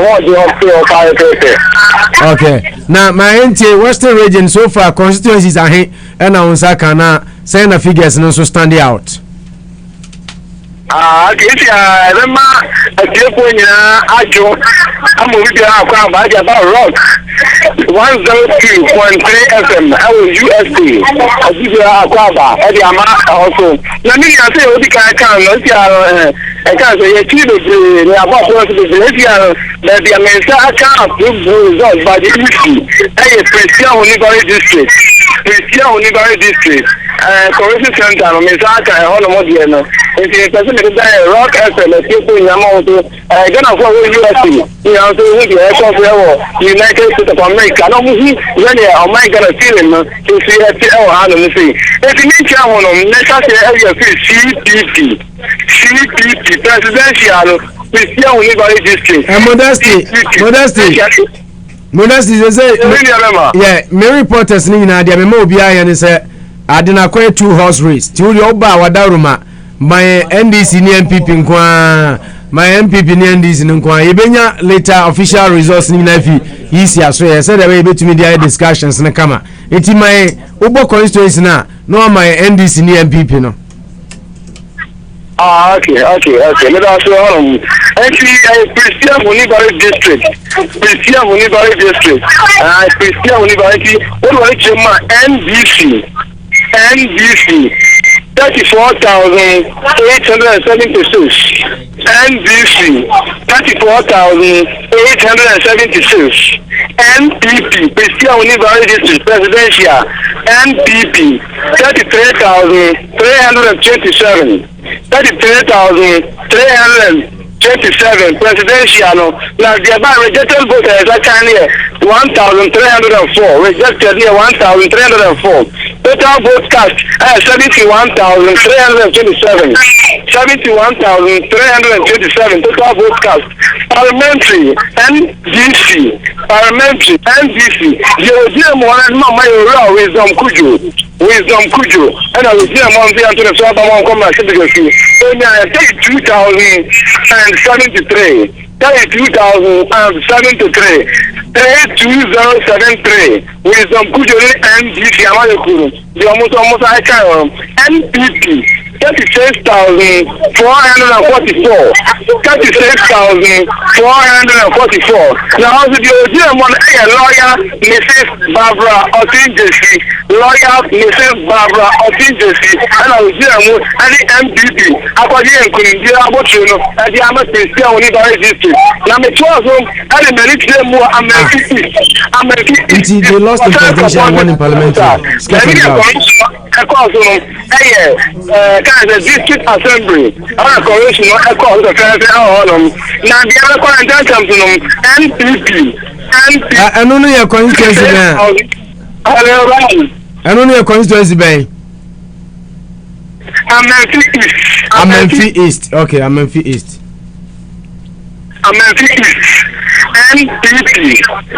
NPP 26,936. 26,936. Amenfi East NPP. Amenfi East NDC. Amenfi East NDC 21,497. 21,497. NDC. Amenfi East 21,497.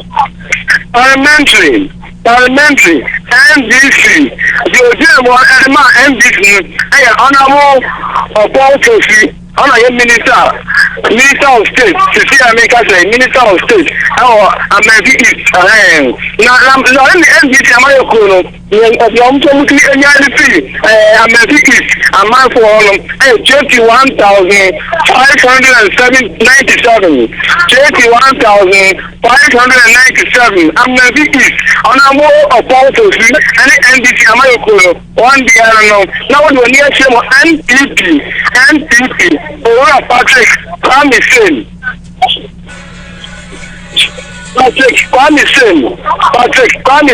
NPP 26,851 Patrick Kwame and then the NPP now or the couldn't be able to every year 20 years past and then the mountain now rejected voters I can parliamentary 547 total votes cast in the PM 49,779 49,749 and total votes cast in the PM okay hello Modesty hold on ye ko isi aso esesi ama Charlotte Osei kasanti yanko fa na ye besa bawachi collation process so okay elections yesterday. The polls closed at most polling stations at 5 p.m. yesterday. However, there was one area, the Afram Plains area, where the materials got there very late, and so voting was extended to about 10 p.m. to enable all those who were on the registers to vote. Then in Jaman North, as we briefed the public yesterday, elections could not come on, and so they held today and they just finished at 5 p.m. And we felt that because voting was still going on in one constituency, it was important that we hold off any formal briefings until after they had finished voting in Jaman North. Following the close of polls at all the polling stations, we've had a few challenges with the collation process, which we think is important to address. In some constituencies, such as Tema East, there was an error in collation, and for a while there was an outstanding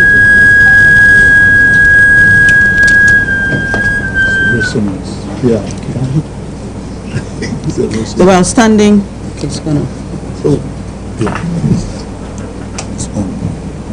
there were some outstanding police station results.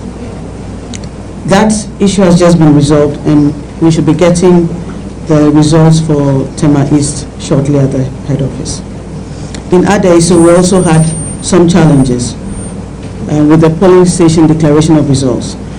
Eventually, it was agreed to move everything to the constituency collation center. And then there were some arguments between the parties, which resulted in our electricity power supply being being cut, being vandalized basically, and so there was no power. We have been working with the security agencies today to try and resolve the issues in that constituency. It's still outstanding. In Boko Central, coalition is still ongoing, and we're still awaiting the outcome from there. We still have no results at head office from the northern region and the Volta region, so we're still waiting to receive those.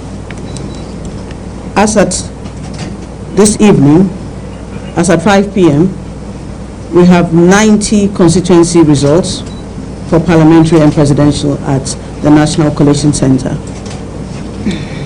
We take the opportunity to congratulate all the members of parliament who have been elected. But for the 90 constituency results that we have here, they have not been signed by the candidates' agents at the National Collation Center. The candidates' agents are saying that they want to see the pink sheets from all the polling stations for those 90 constituencies before they can certify the results. Now, the absence of the signatures of the agents does not invalidate the results, but the Commission is of the view that yesterday when we held our elections, we used a process that was very inclusive, very transparent, very credible, and very legal. And we will want to continue with that same spirit and those same principles in the collation of results. So we're giving the agents a bit more time, but in the meantime, the provisional results for the 90 constituencies will be put out to the public. There's been a lot of anxiety and calls upon the Commission to declare results. And we have noted with concern that the two big political parties have held press conferences either stating that they have won or stating that they are ahead. We want to reiterate that the Commission does not declare results based on results collated by political parties. There is a results collation process that is legal and that leads to acceptability of results, and we intend to follow that process. We want to remind the public that it's only been 24 hours since the polls were closed.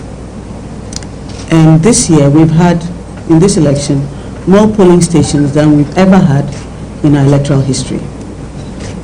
In 2008, when the elections were held on December 7th, the results were declared on December 10th. It led to a runoff on the 28th of December, and the results for that runoff were declared on the 30th. At the declaration on the 30th, the Commission decided that there was the need to hold elections in the time constituency which had not happened, which had been agenda at that point. And so the elections were held in time on the 2nd of January, and the results were declared on the 3rd of January. It's worth noting that the time constituency had about 40,000 votes, which decided it. A few minutes ago, polling ended in the Jaman North constituency, and that constituency alone has 44,758 voters. And so we think it is important that we exercise prudence, we ensure that the results we declare are accurate, and it is better that we take our time to make sure that results are properly signed off and collated before we declare it.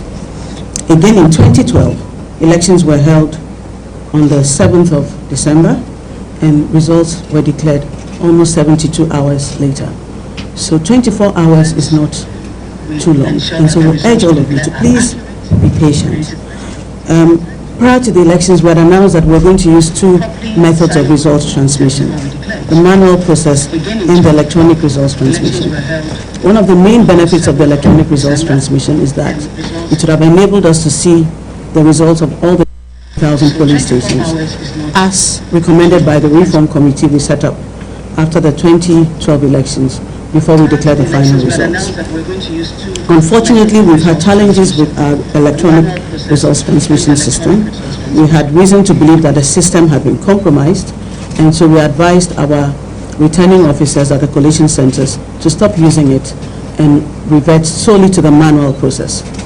So as we speak, we are still waiting results through the manual process to come in, and we're making efforts to make sure that we see the polling station results before the final declaration.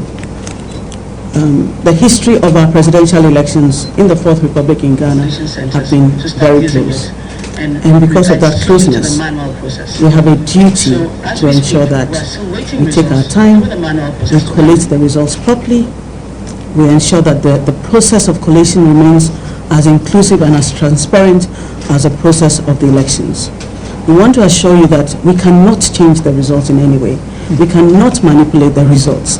The results have already been declared on a polling station by polling station basis. All we are doing is picking all those results that have already been declared and putting it together. But in doing that, we must ensure accuracy. In one polling station, for instance, in one constituency center, because the results were put through a computerized system and projected to a screen, the lines jumped, and so you'd find that the results for one party were showing for another party because the lines had jumped. That collation center was vandalized, even though that error was noticed and it was rectified before the final declaration. And so it is for these reasons that we think accuracy is more important than speed at this point. The duty we owe to the people of Ghana is not to declare results quickly. The duty we owe is to declare results that are accurate and reflect the will of the people of Ghana. That is the oath we have taken. That is our obligation under the law, and as much as possible we intend to live up to that oath and to our legal obligations. So we want to urge everyone to please be patient, give us time to make sure that we work with the agents of the candidates and we bring you results that are accurate and that reflect the will of the people. We thank you very much, and we will be giving you more regular updates as more results come in and are certified. Thank you.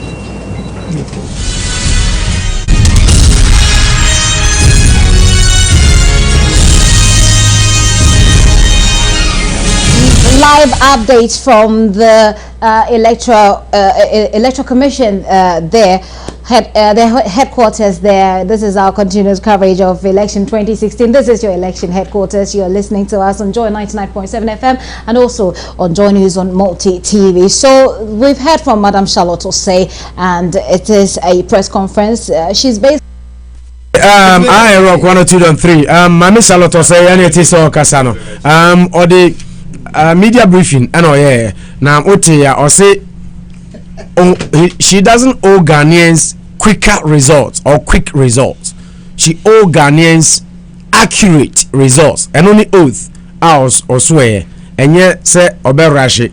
Now on my instances of how results are read out when we have presidential elections. So she went back to history, time and memorial. And on my maybe was it Ghana ye to aba ayana a bang your history in our presidential elections near very close inti oh yeah no to bossy no any. Now she emphasized say one, we cannot, I wrote it down mikotuna exactly, we cannot change the results, we cannot manipulate the results, we cannot tamper with the results. The results are declared at the polling stations. Ubia wo ne movement say pink sheet from the various polling stations. So there is absolutely no way say omubetumi atemper, a change, a manipulate with the results. She also made mention say they were using two ways and only transmitted election results no. Bakuye electronic, and the other one if I say yeah no me petri is manual one by to say bema ho adin wa ho to say enonya fidie adwuma nipa manpower and na me pen na me ho ka manpower that means ya kana ya yer brofu twi sa entiade manpower na o che say electronic no almost start here no. They realize that will be a compromise with the electronic submission. Will be compromise. They say why they don't know. And no America said BBC for the two just said there's been a cyber attack. Our Ghana Electoral Commission so no. To say almost stop electronic transmission. Now the entire channel and they say they are taking the results now manually, not by electronic view. Inti and on in sama Mami Charlotte say Edibe Tuja. E-transmission or man what's it? E-transmission. No, they were using e-transmission even yesterday. No, on pilot basis. No, they started using it. No, but the Americans say almost IPAC meeting. Yes, almost at 10 p.m. They started using it. I know, but opponents almost IPAC meeting. Almost in the end, you did to Abano. Yeah, that is what we don't go. No, in the end, parties singing MPP for Kaka say, transparent. That is all they're asking. They wanted to use the two side by side. And she says a problem be bad. You be used to the paper one, right? That is what she just said. That's what she read into Opo. So far, you stick it to pink sheet. So I don't hear you see. Why you not so? So on no aka says a problem be bad with the e-transmission. Like or say variants be bad between the e-transmission and the manual one. You be used to discrepancy. Yeah, discrepancy be about you be used to paper one. And so far, Opo. Yes, and you see what must stop one to your kind. Or say with that transmission now, yes, sir, obviously. Say transmission and quicker. Yeah, sir, that one I understand. Anything electronic will be first time quicker. My problem here, on say, war deliver the speech, no, some along the line, so 90 constituencies. Yeah, you cry your pen. Because honestly, I was going to say, party reps or ensign, it doesn't invalidate the results. Yeah. Just whether like what they the will sign Supreme Court or not. said. It does not. It doesn't, because no reps are non-written officers at the various collation centers and assigned, and they have the results. And today, with the view said Nantino or Bamayahu the breakdown as of now. Kofiana treaty. Kofiana say many democratically elected leaders are becoming increasingly authoritarian and stretching their stay in power indefinitely. Kofiana tweet. Okay. And now maybe I was a view said Nantino Kofiana in a treaty or UN former general secretary. How can I know? I'm here to give out news. Who practice democracy? I mean, the general. I see many democratically elected leaders. If you know who he's aiming at, I do not know. President Muhammad. It could be. Because at the moment, the man why stand any time. Say be on. This is President man or up to the end of December. January 7th. Yeah. 7th November. Why would you 7th now 6 now. 7th November hand you over. I had 7 we hand over. We are trying to be. Yeah, and 6. 7th. No, but sir, or the baton in share. Ghana hand over. Yeah, swearing in. Yes, sir. No. It's one for baton beyond which will be answered. Yes, sir. It's another 6. Anyway, Mama Enlusu, I was with a view, say, Kofiana tweet and constituencies now. No, say Abanoa. Kobamianya, the website, Facebook, no. Oh, then listen to Quas or buy and then Kobamianya. Why any person sa umu Facebook no. Ebi any person crown a access. And no problem, say 1.5. And then go be declare 1.2 Facebook no so be. No problem. Because I don't necessarily man for you. And no na air also the anxiety. Yeah, and no na air also anxiety no. And yet necessarily this. But in Koba ye nantino. Nantino so far resource na abano.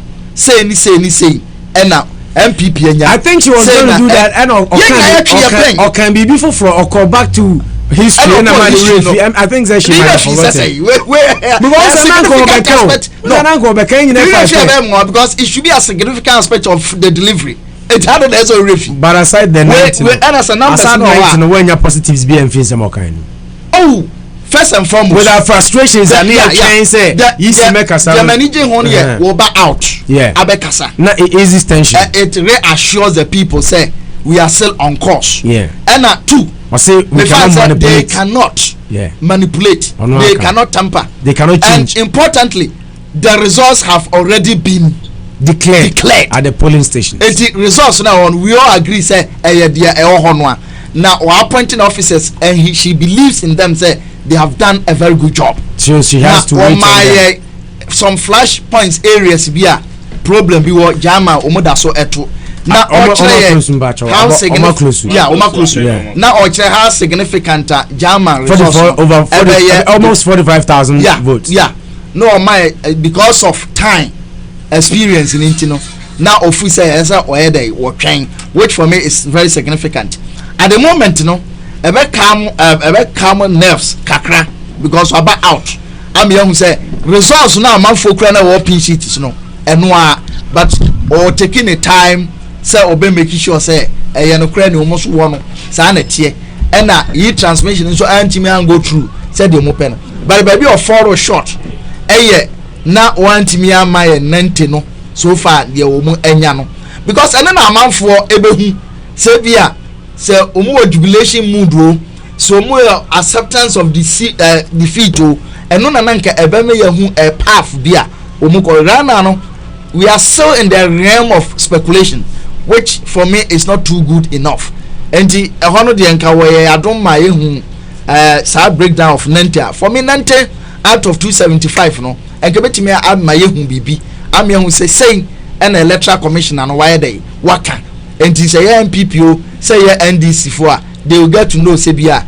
sa trend way and I no me results no e kire me sa trend way dem the hono mom de me ne no e anya adwen sinka ma me no animani mu ya me sure say sa braid de enche bia within a very short period of time ebia enkwa na adwumu ho ne adrade no de na sabi ya wie German kra e de no resource no na the other constituencies no be break so aba bebo mu a with that in say obetimi am yehu the powerful parties no be air chatting and me feel say with that no be me yehu say yes electoral commission adwuma ye de ahya nsa no wo ye no say ne pepe but before then there people's tension were high. He said, officer, look, we're coming. Say we cannot manipulate. No, we cannot change. No, we cannot temper. No, the results have already been declared at the polling station. No, man is also. Look, I miss a lot of Osakas. I feel you are too much of them. Me who say, I feel you. I mean, no. Who say be just why you sugu no so no na amana babo. Peace council. Yes, speculation here. No, to the bia. Esa you bibi ma wusu obi.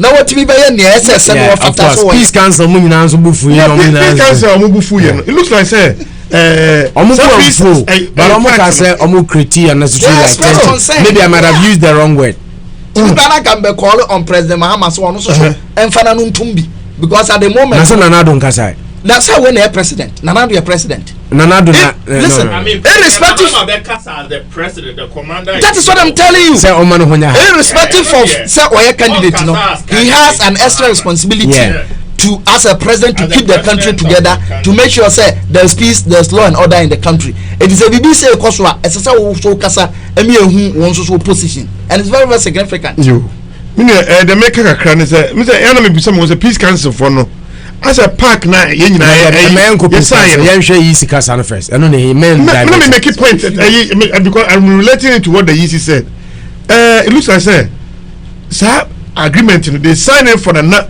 only to accept defeat when it comes what I say because they should have even made a report look at the timer mami de kasaye there about 24 hours now come out with only 90.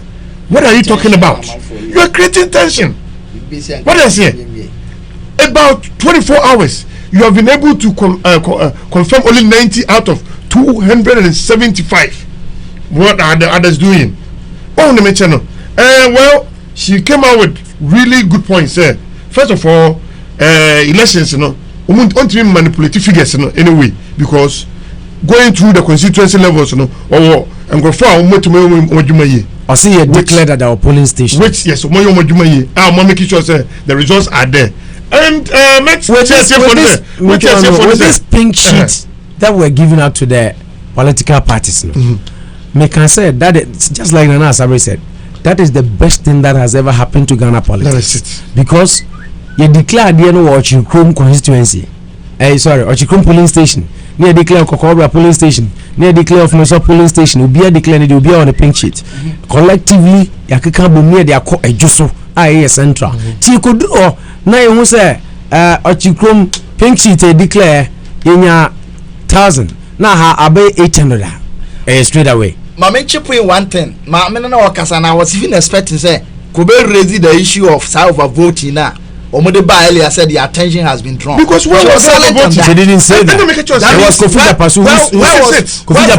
Kofi Japasu what in there? And America say yeah, she should have. I'm just adding to what you said. What the need for that particular release? Malum Kasemwe.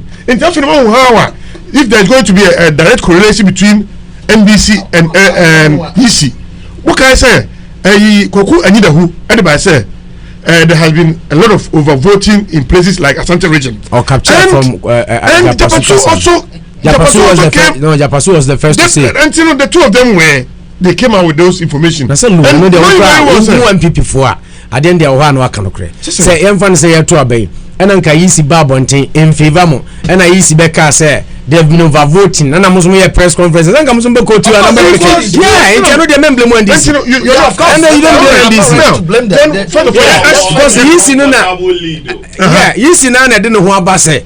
then overvoting. Then to me, a political party, I'm interested party, of course. Oh, you feel that is why everybody is blaming the EC. Say the EC, I'm gonna right now, first of all, because there's a political party in the cry foul. Say will be overvoting. It was very news conference. Planning baby. Now you can say that. No, couldn't be a catch on you. Said there was element of overvoting. Where are the elements? Yeah, who know be a you know crack elections about to assorti area the overvoting. Where do we get those overvoting issue and who brought it? Is it not the EC? No, that is what I'm saying. Blame the EC, don't blame NDC. And NDC also fed into it. So do I have to, because EC are blaming almost error no, I say accept it. So we move into no, it. For him to get some evidence. EC in the kind of EC now yeah, but and cool. I mean, yeah, common logic. Your mic is off. Opesa, you just jump into other people's conversation. The meme can say, you see the Shabatoni. As long as they don't declare results, political parties they are wanting. They declare results are omonomo. So omona abatono omo the constitutional mandate our prerogative over everything. And omona can say. There's been a matter of overvoting. To me, the mayor political party na me interested. Is a grass overvoting. Who am I? Because I don't know what to me about turning in aso. It is NDC feeding into it. If you have any blame, I think just like you are doing, put it at the doorstep of the EC. Why am I blaming the NDC? When EC came out with the issue of having the intention that there were some elements of overvoting, NDC were able to come up with areas where there was overvoting. You get it now. Yeah. So NDC was not able to, evidence. Yes, EC was not able to specifically say a central region element of overvoting, but NDC was able to come and say, look, apart from say EC, I declare say you see that as a blame game. That's the politics. So they were able to come out with Indian people to buy and yes, then they will be blame voter region. But Moko blame Asante region. Say, oh, you element of overvoting, right? The politicians, you guys think the same. We want to model less than a buy and San this for so can say, Moya baby uncle for every voter region. So I will be able to move a stronghold. Yes, because yeah, buy can't say voter region. Voter, you can't say the turnout and I drop on. You cannot correct. Maybe I can say, yes. Voter region, a man to be Balu may say focus now on point right now. I think first of all, I will blame Charlotte or say Okipu Ghanaians in suspense. Why? First, as a team, look at 24 hours. Someone could be any honor. I can Ghana could be a quadruma. 24 hours, someone becan is here. Ko Canada da Kagana ko bia kwad oh you see elections no ya win our police stations and elections so far say all that the EC need to do is only to make sure say we must certify the results. Ghanaians are creative now mami for social media on WhatsApp and omoye President Mahama and Jerry John Rawlings picture we share no na was on the site so console no and was a kafra. Next time, who penny abubuno? I want for creative.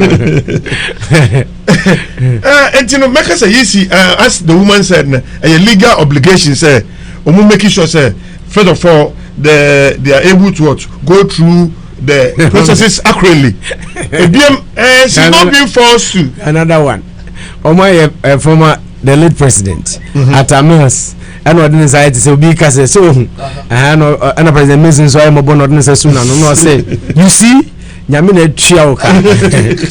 Oh my goodness. So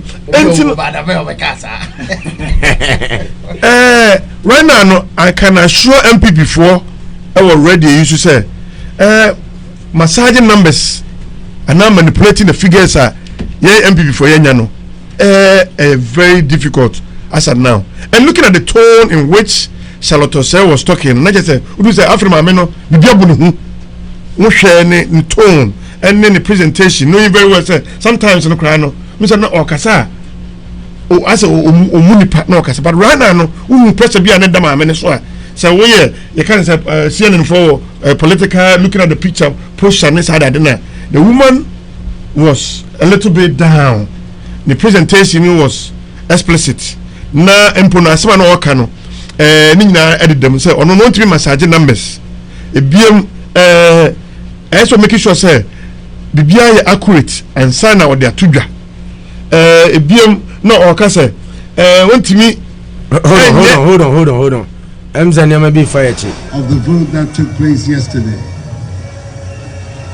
Nana Danko Akufo-Addo addressing the media. We just heard from the chairperson of the Electoral Commission that she needs more time to be able to complete her work.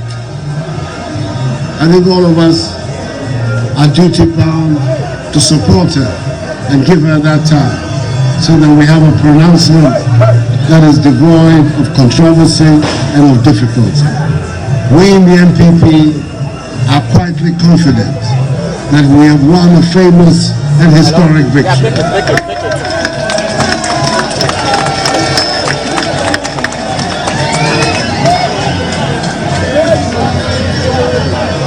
By our tally, we've won 49 extra seats in the parliament. We believe we've also won the main contest, the presidential. But we will await the Electoral Commission to give us the formal, final details of both. I want to appeal through you, members of the media, to the Ghanaian public. First of all, to members of my party, and then to the wider Ghanaian population. And this is a time when we all have to remain very calm and very focused. The eyes of the world are on us, and it is important that we behave as Ghanaians, as people who understand their own self-worth and their dignity. It's going to be an anxious time, I know, until the results are formally declared. But we've been through this before, and we should be able to go through it again. If, as we believe, the country has voted for a new direction and a change in the government of our country, I promise you that change is going to mean that very soon new policies are going to be put in place that is going to lift the Ghanaian economy upwards, create jobs, and begin to bring prosperity to our country.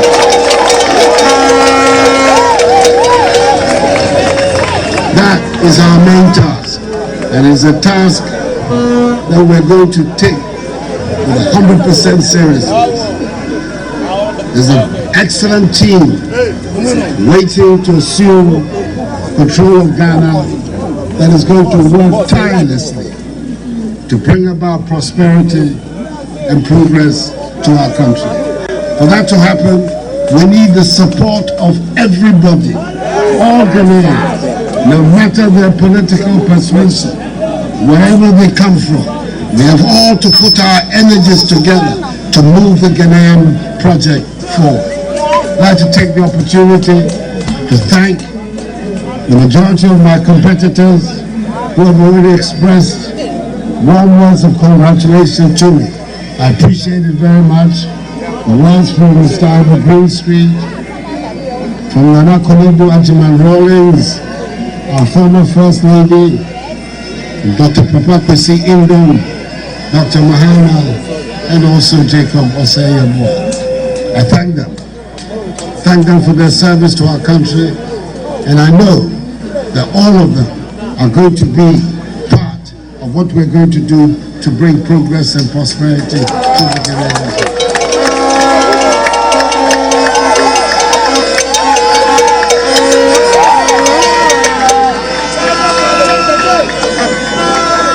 There's going to come a time for me to thank so many people, members of my party, from top to bottom, who put their shoulders to the wheel and helped us achieve this great victory. The time will come for that to happen. The time will come also for me to pay a special tribute to my family, my children, my daughters, my brother and sister, and above all, to my helpmate, my beloved Rebecca.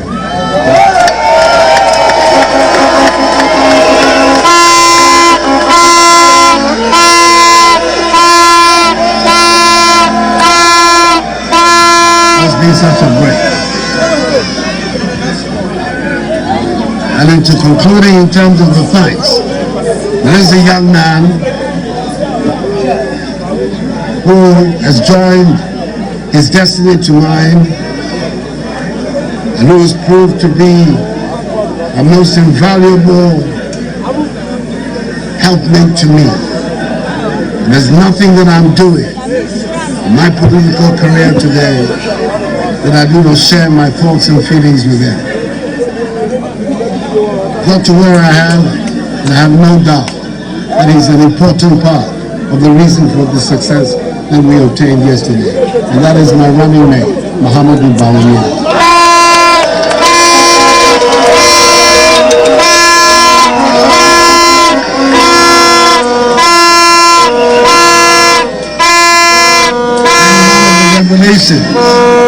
One of the revelations of this campaign has been his dynamic, eloquent wife, Samira. I know that also. Thank you very much.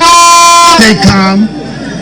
Radio, television, let's wait for the formal announcement of what we have done together. And then we can begin to move Ghana forward to a higher level. Thank you.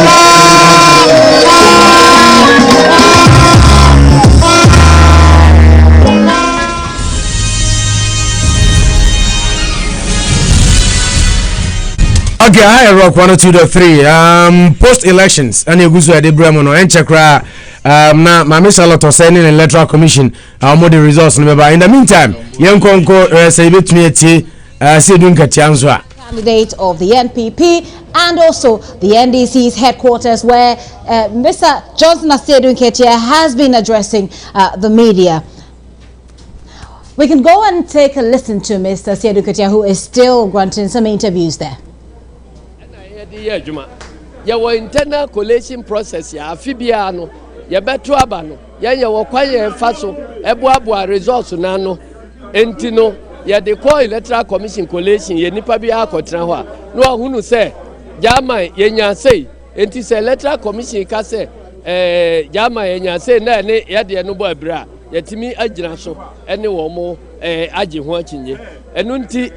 Ye share ye party supporters in ye ma omunkra ne se obi anko didi na ba bia ya quality adina drone ye nim se ye wo kwan so a ye konkunimdie mu na esa mranti no ye ntime nka figures but obi anko didi na ye ntwan electoral commission na wo momfa de wo mo ahunu no emfa emetudwa na de yen ya hunu no se sa ye nwie the whole country but de ya quality aduru no se sa na beto aso de a ene ye ni doubt to be say President Mahama Besantran na konwa so mfie nan ya edi animu anya coalition do but so far monya sen That is Johnson Sedun Ketia, popularly known as the General Mosquito, there addressing the media from the NDC's headquarters. And of course, right beside him is a view from Nana Addo Dankwa Akufo-Addo's residence. And for the benefit of those of you on radio, we see a cheering crowd, we see powders popping all over the place, and we see... Okay, Johnson Sedun Ketia. They have been talking about keeping... No, Lutobo, Nanaka Santi, easy as I'm going to do. Easy as I'm not.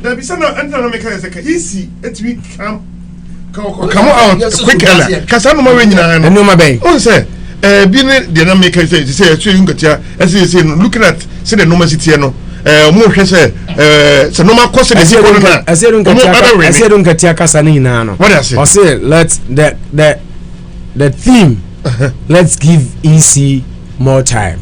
That's what he said, and it's exactly Nana Addo's theme. Nana Addo said, we are duty bound to give the EC time for accurate results. Nti omumienu nyine ka de but once and then Nana Addo kasa no horizon it is wadi nkonim obeyvo order Nana Konadu ase order we ase sanse obi ase wadi nkonim but in the end no the essence of omu messages ni ya what I say NDC omu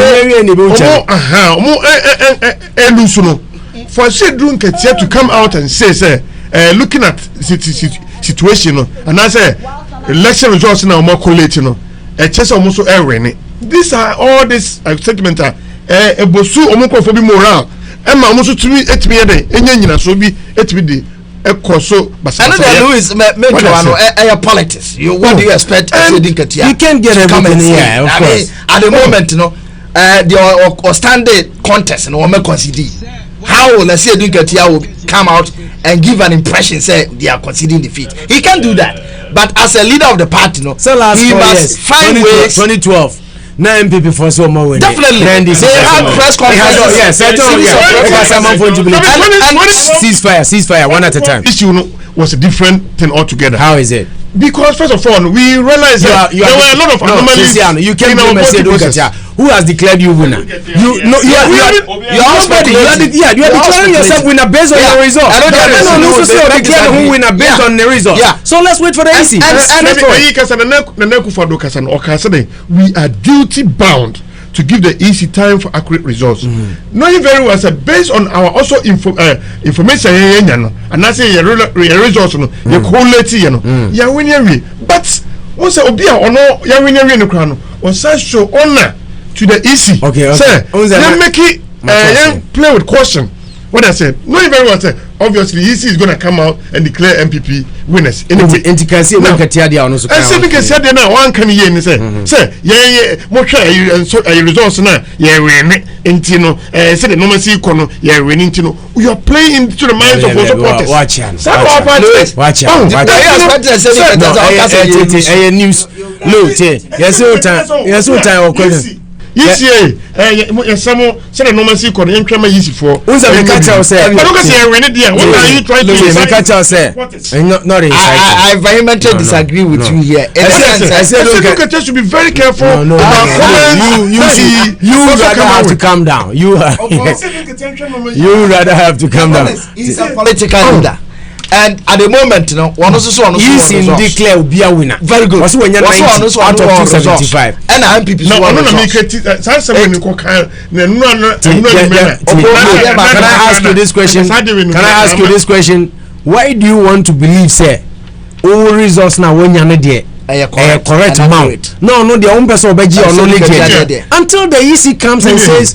When they're winning, that is it. Just like Gabi, said, last 4 years, NPP declared themselves winners. And it has always been. Every election, it has always been. You have to instill confidence in exactly. And give them assurance and reassurance. But when the tables turn, they turn. Then you come and say, let's work out towards next 4 years. What politics is all about? So far, I can say, NDC for the can say, data biaba. Because only that is and your force. That is why they are playing. What figures were no more. I said you can play a very smart.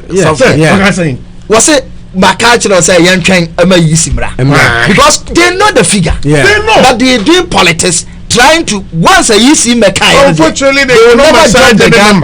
They will never drop the gun and accept defeat. And as a leader, he must continue to assure and reassure his people. So, at the end of the day, he's declared sometimes. Then they will come back and say, "Sometimes said yeah." But sometimes me person your boy yina ya baso. Will be beer or dinner some na no true. As some way mu Emma Madam Shalom say Babontreno. Ye hear baso body papa. Say one say o man no no. Emu edu. Amanfo are relaxing. Ama say nana check stock exchange no krama me say sakra arise. No me can say that that is the problem but and na me boy amaso and na me boy no ya di anu tumu MPP Wauku, Samia Uku, Obi Okebi, because he anyasa. Tension about building up too much. It's a for so I always say. Results na McMahon and now to be declare no abopa nka na ese make be ba declare call abopa because and can say make be sin na nye me da MPP for ase say omatimi eso ade bibia to dwom ama bibia ye open say na o be message bibia but me Louis our voice maintain say figures don't lie. They can lie. The figures don't lie. They can lie in such especially with this particular election. And Nema come in terms of result declaration. Oh yeah, and I'm very, very glad. Say woman no every treaty say they cannot manipulate the results, they cannot tamper with it, they cannot change it. And the results have been declared. And I'm telling you, say, for 4 or 5 other political parties to concede, knowing the figure that they have, no, there's no way anything is going to change. Gabi, I remember Mukakra. And the president elect in there, he is a president elect. Gabi, me kona na sabro. Mama na sabro. Me chipu in bibika kramesra. Mami kona na sabro. Mezamba ho, mami kona na sabro. Then I chipu. See, then me pesa me chipu in say.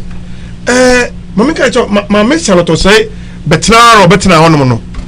Enye ono pero de buy. Why do you read into people's minds? You always think for people. Mami ka say makoto.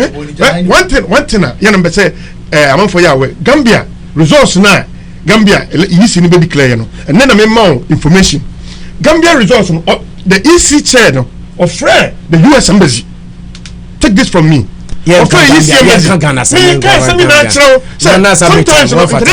you know bodies in Ghana no they always sometimes they can force pressure on you. So look, you people, these are the results. Don't try to do anything about it. And me no ka say some mama Charlotte send ma America. What for no idea bro? Where go for be me ntina na me say mama kwa na say.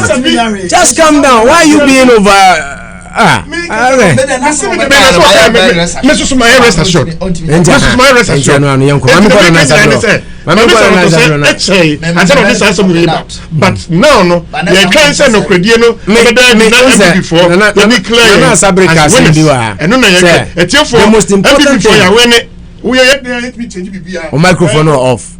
You don't come and sit here and declare results. I rock 1 to the 3. I'm going to ask Abro. Nana, Mama Charlotte Sabe Casa. So when you been bungai.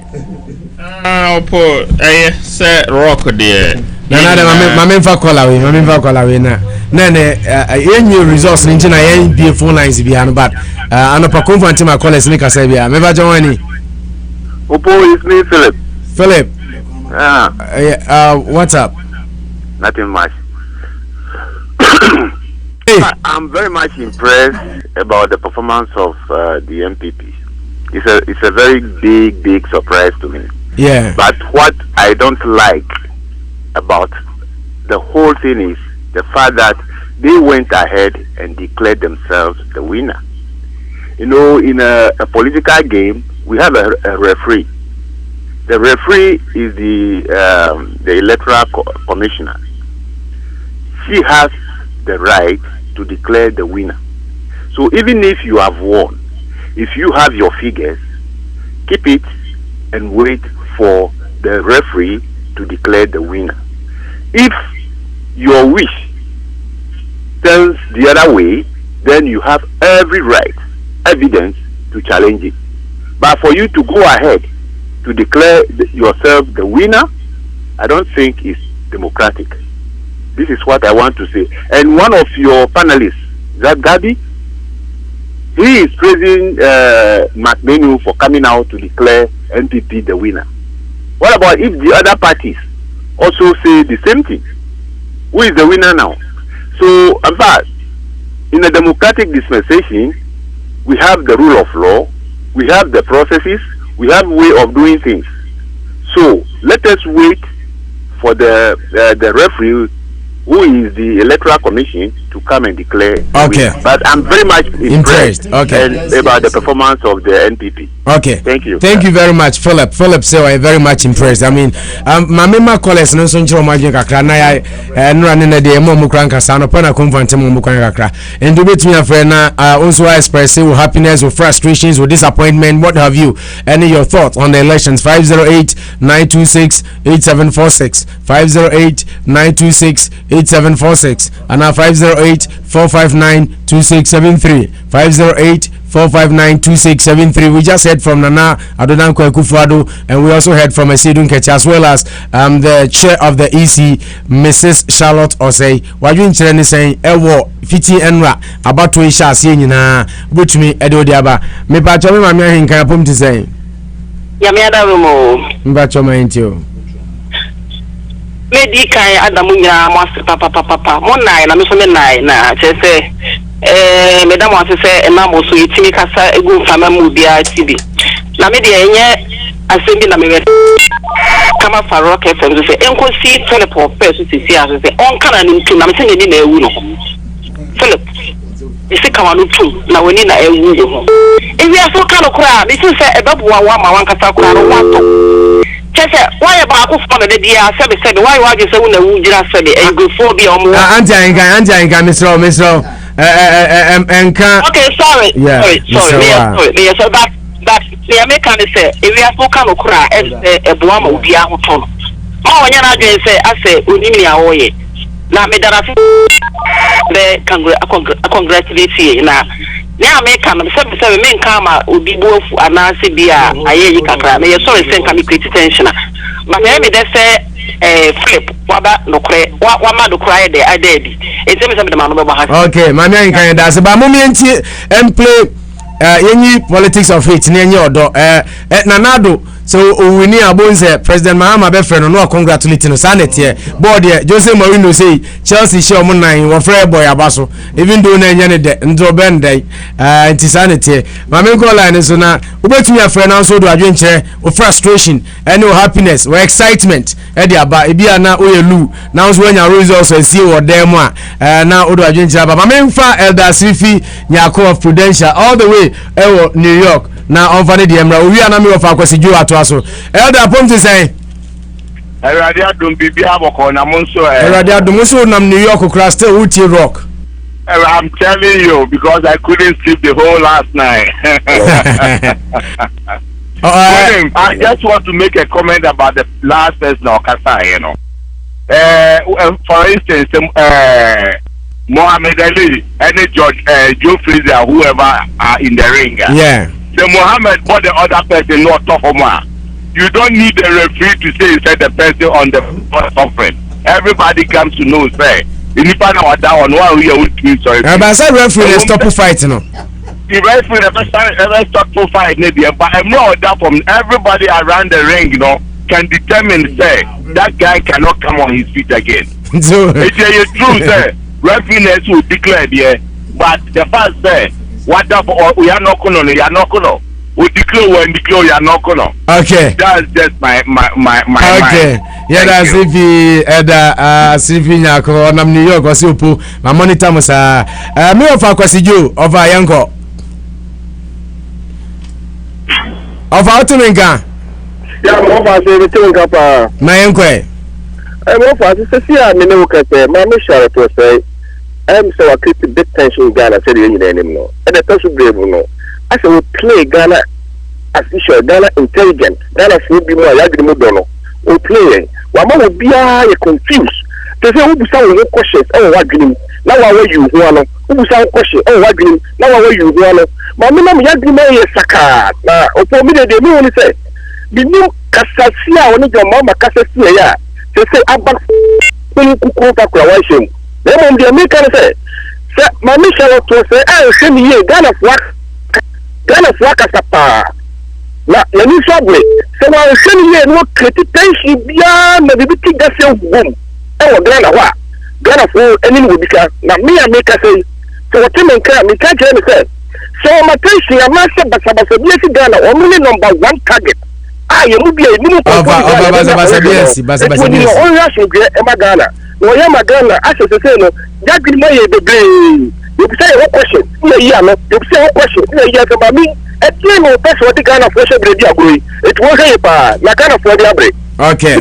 Mezume that's me of Akwesijo Ghana for any abre no dey of aka odika 508-926-8746 508-926-8746 and 508-459-2673 508-459-2673 but you have another adventure and so aba messages and so abetumi dia for Facebook and I say WhatsApp e dia ba Kofiaje mamintio obo yemomoni adwuma anapa ne boma baso rock ma chese mo ye rock ampa yeah that's it ma chese mo ye rock papa na dwi nyina minimum ne siripe me ti ho sa 24/7 won se me fro kwa se ma hunu ayibi wo yina no man ko yi opo na madwe kakra me chire ne se adentina de ye kwa ku ne de ya adwade a na asema ba mu yi last 4 years ye na se duka ti atete kopo mu ko ayi asari jaho ko bo se ni ade so mo wini eno na fa ne je dikele ne so we win ana